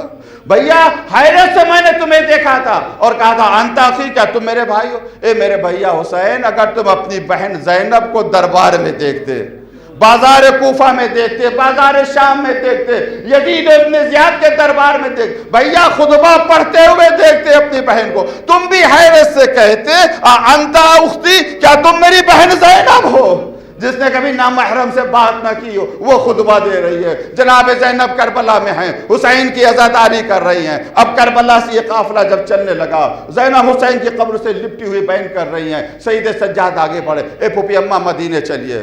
जनाब ज़ैनब कहती हैं दानी या अली, ऐ मेरे बेटे अली मुझे यहीं छोड़ दो, मैं मरते दम तक यहाँ रहूंगी। नहीं पुपी अम्मा मदीने चलिए, बाबा के पैगाम को पहुँचाना है। 2 जुमले जनाब ज़ैनब ने कहे, ये जुमले नहीं है, 2 मरसिए हैं जनाब ज़ैनब के। पहला जुमला जनाब ज़ैनब कहती बेटा जब मैं मदीने जाऊंगी, कैफा उल्की अहलल मदीना, मैं अहले मदीने से कैसे मुलाकात करूंगी। मुझे नहीं पता जनाब ज़ैनब क्या कहना चाह रही, शायद ये कहना चाह रही बेटा मैं जब मदीने जाऊंगी तो सुगरा से कैसे मिलूंगी। जब सुगरा पूछेगी पुपी अम्मा मेरा भाई अली असगर कहाँ है, मेरा भाई अली अकबर कहाँ है, कैसे मैं उम्मुल बनीन से मुलाकात करूंगी, कैसे मैं मदीने की और ख्वातीन से मुलाकात करूंगी। उसके बाद दूसरा जुमला जनाब ज़ैनब कहती हैं कैफा अरा दुआरल खालिया, ए मेरे लाल ज़ैनब जब मदीने जाएगी खाली घरों को कैसे देखेगी। घर तो होंगे, घर होगा मगर मेरे औन मोहम्मद नहीं होंगे, घर होगा मगर मेरा अली अकबर नहीं होगा, घर होगा मगर मेरा कासिम नहीं होगा। बड़ा सख्त मरहला है अज़ादारो, बहुत ही सख्त मरहला है। मैं सिर्फ एक नफ्सियाती बात अर्ज करके मैं मजलिस को तमाम करना चाहता हूँ। जो लोग परदेश में रह चुके हैं वो महसूस कर लेंगे, खुदा न करे कोई परदेश में हो, खुदा न करे कोई परदेश, वहां उसे इत्तला मिले कि तुम्हारे बाबा का इंतकाल हो गया या तुम्हारी माँ का इंतकाल हो गया, भाई का इंतकाल हो गया, रोएगा, गिरिया करेगा, मातम करेगा।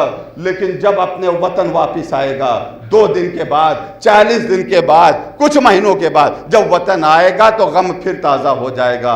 घर वालों के लिए, इस मुसाफिर के लिए मुसीबत ताज़ा हो जाएगी। गोया आज ही मेरे बाप का साया सर से उठा है, ज़ैनब अपने वतन आ रही है, अली की बेटी अपने वतन आ रही है। जैसी वतन पहुंचेंगे करबला के मसाहिब ताज़ा हो गए होंगे। गोया आज ही जनाब ज़ैनब के लिए अली अकबर के सीने पर बर्छी लगी, आज ही अली असगर के गले पर तीर लगा, आज ही अब्बास के बाजू कलम हुए, आज ही हुसैन के घोड़े के ऊपर, हुसैन के जिस्म के ऊपर घोड़े दौड़ाए गए। अल्लाह जनाब ज़ैनब मदीने में आ गई। अब मेरा एक तसव्वुर है जब जनाब ज़ैनब उम्मुल बनीन से मिली होंगी, अपनी नानी से मिली होंगी, सीने से लगकर सारा दुख बयान किया होगा। ए अम्मा मेरा भरा घर उजड़ गया, अम्मा अली अकबर के सीने पर बर्छी लगी, अली असगर का गला तीर से जख्मी हुआ, ए अम्मा अब्बास के बाजू कलम हुए, ए अम्मा मेरे हुसैन का जिस्म था घोड़ों की टापों से पामाल हो गया। सयालमुल्लज़ीना ज़लमू इन्ना लिल्लाहि व इन्ना इलैहि राजिऊन। इलाही बिहक़्क़ ज़हरा व अबीहा व बालिहा व बनीहा व सिर्रिल मुस्तौदफ़ी। परवरदिगार हमारी इस इबादत को कबूल फरमा। दुनिया में जहाँ कहीं अहले बैत के चाहने वाले सबकी जान व माल, इज़्ज़त व आबरू की हिफाजत फरमा, मकामात मुक़द्दसा की हिफाजत फरमा।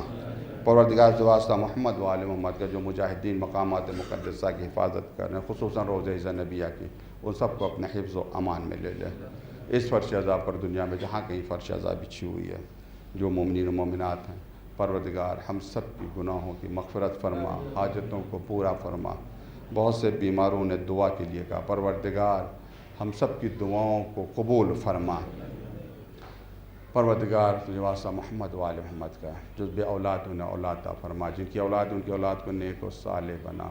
हमें कोई गम न दे सोए गम इमाम मज़लूम करबला के। परवरदिगार हाज़रीन के, बानियान मजलिस के अज़ा अक़ुबा रिश्तेदार जो दुनिया से गुज़र चुके हैं, परवरदिगार उन सब की मग़फ़िरत फरमा, मग़फ़िरत फरमा चुका उनके दर्जात को बुलंद फरमा, इमाम के ज़ुहूर में ताजील फरमा।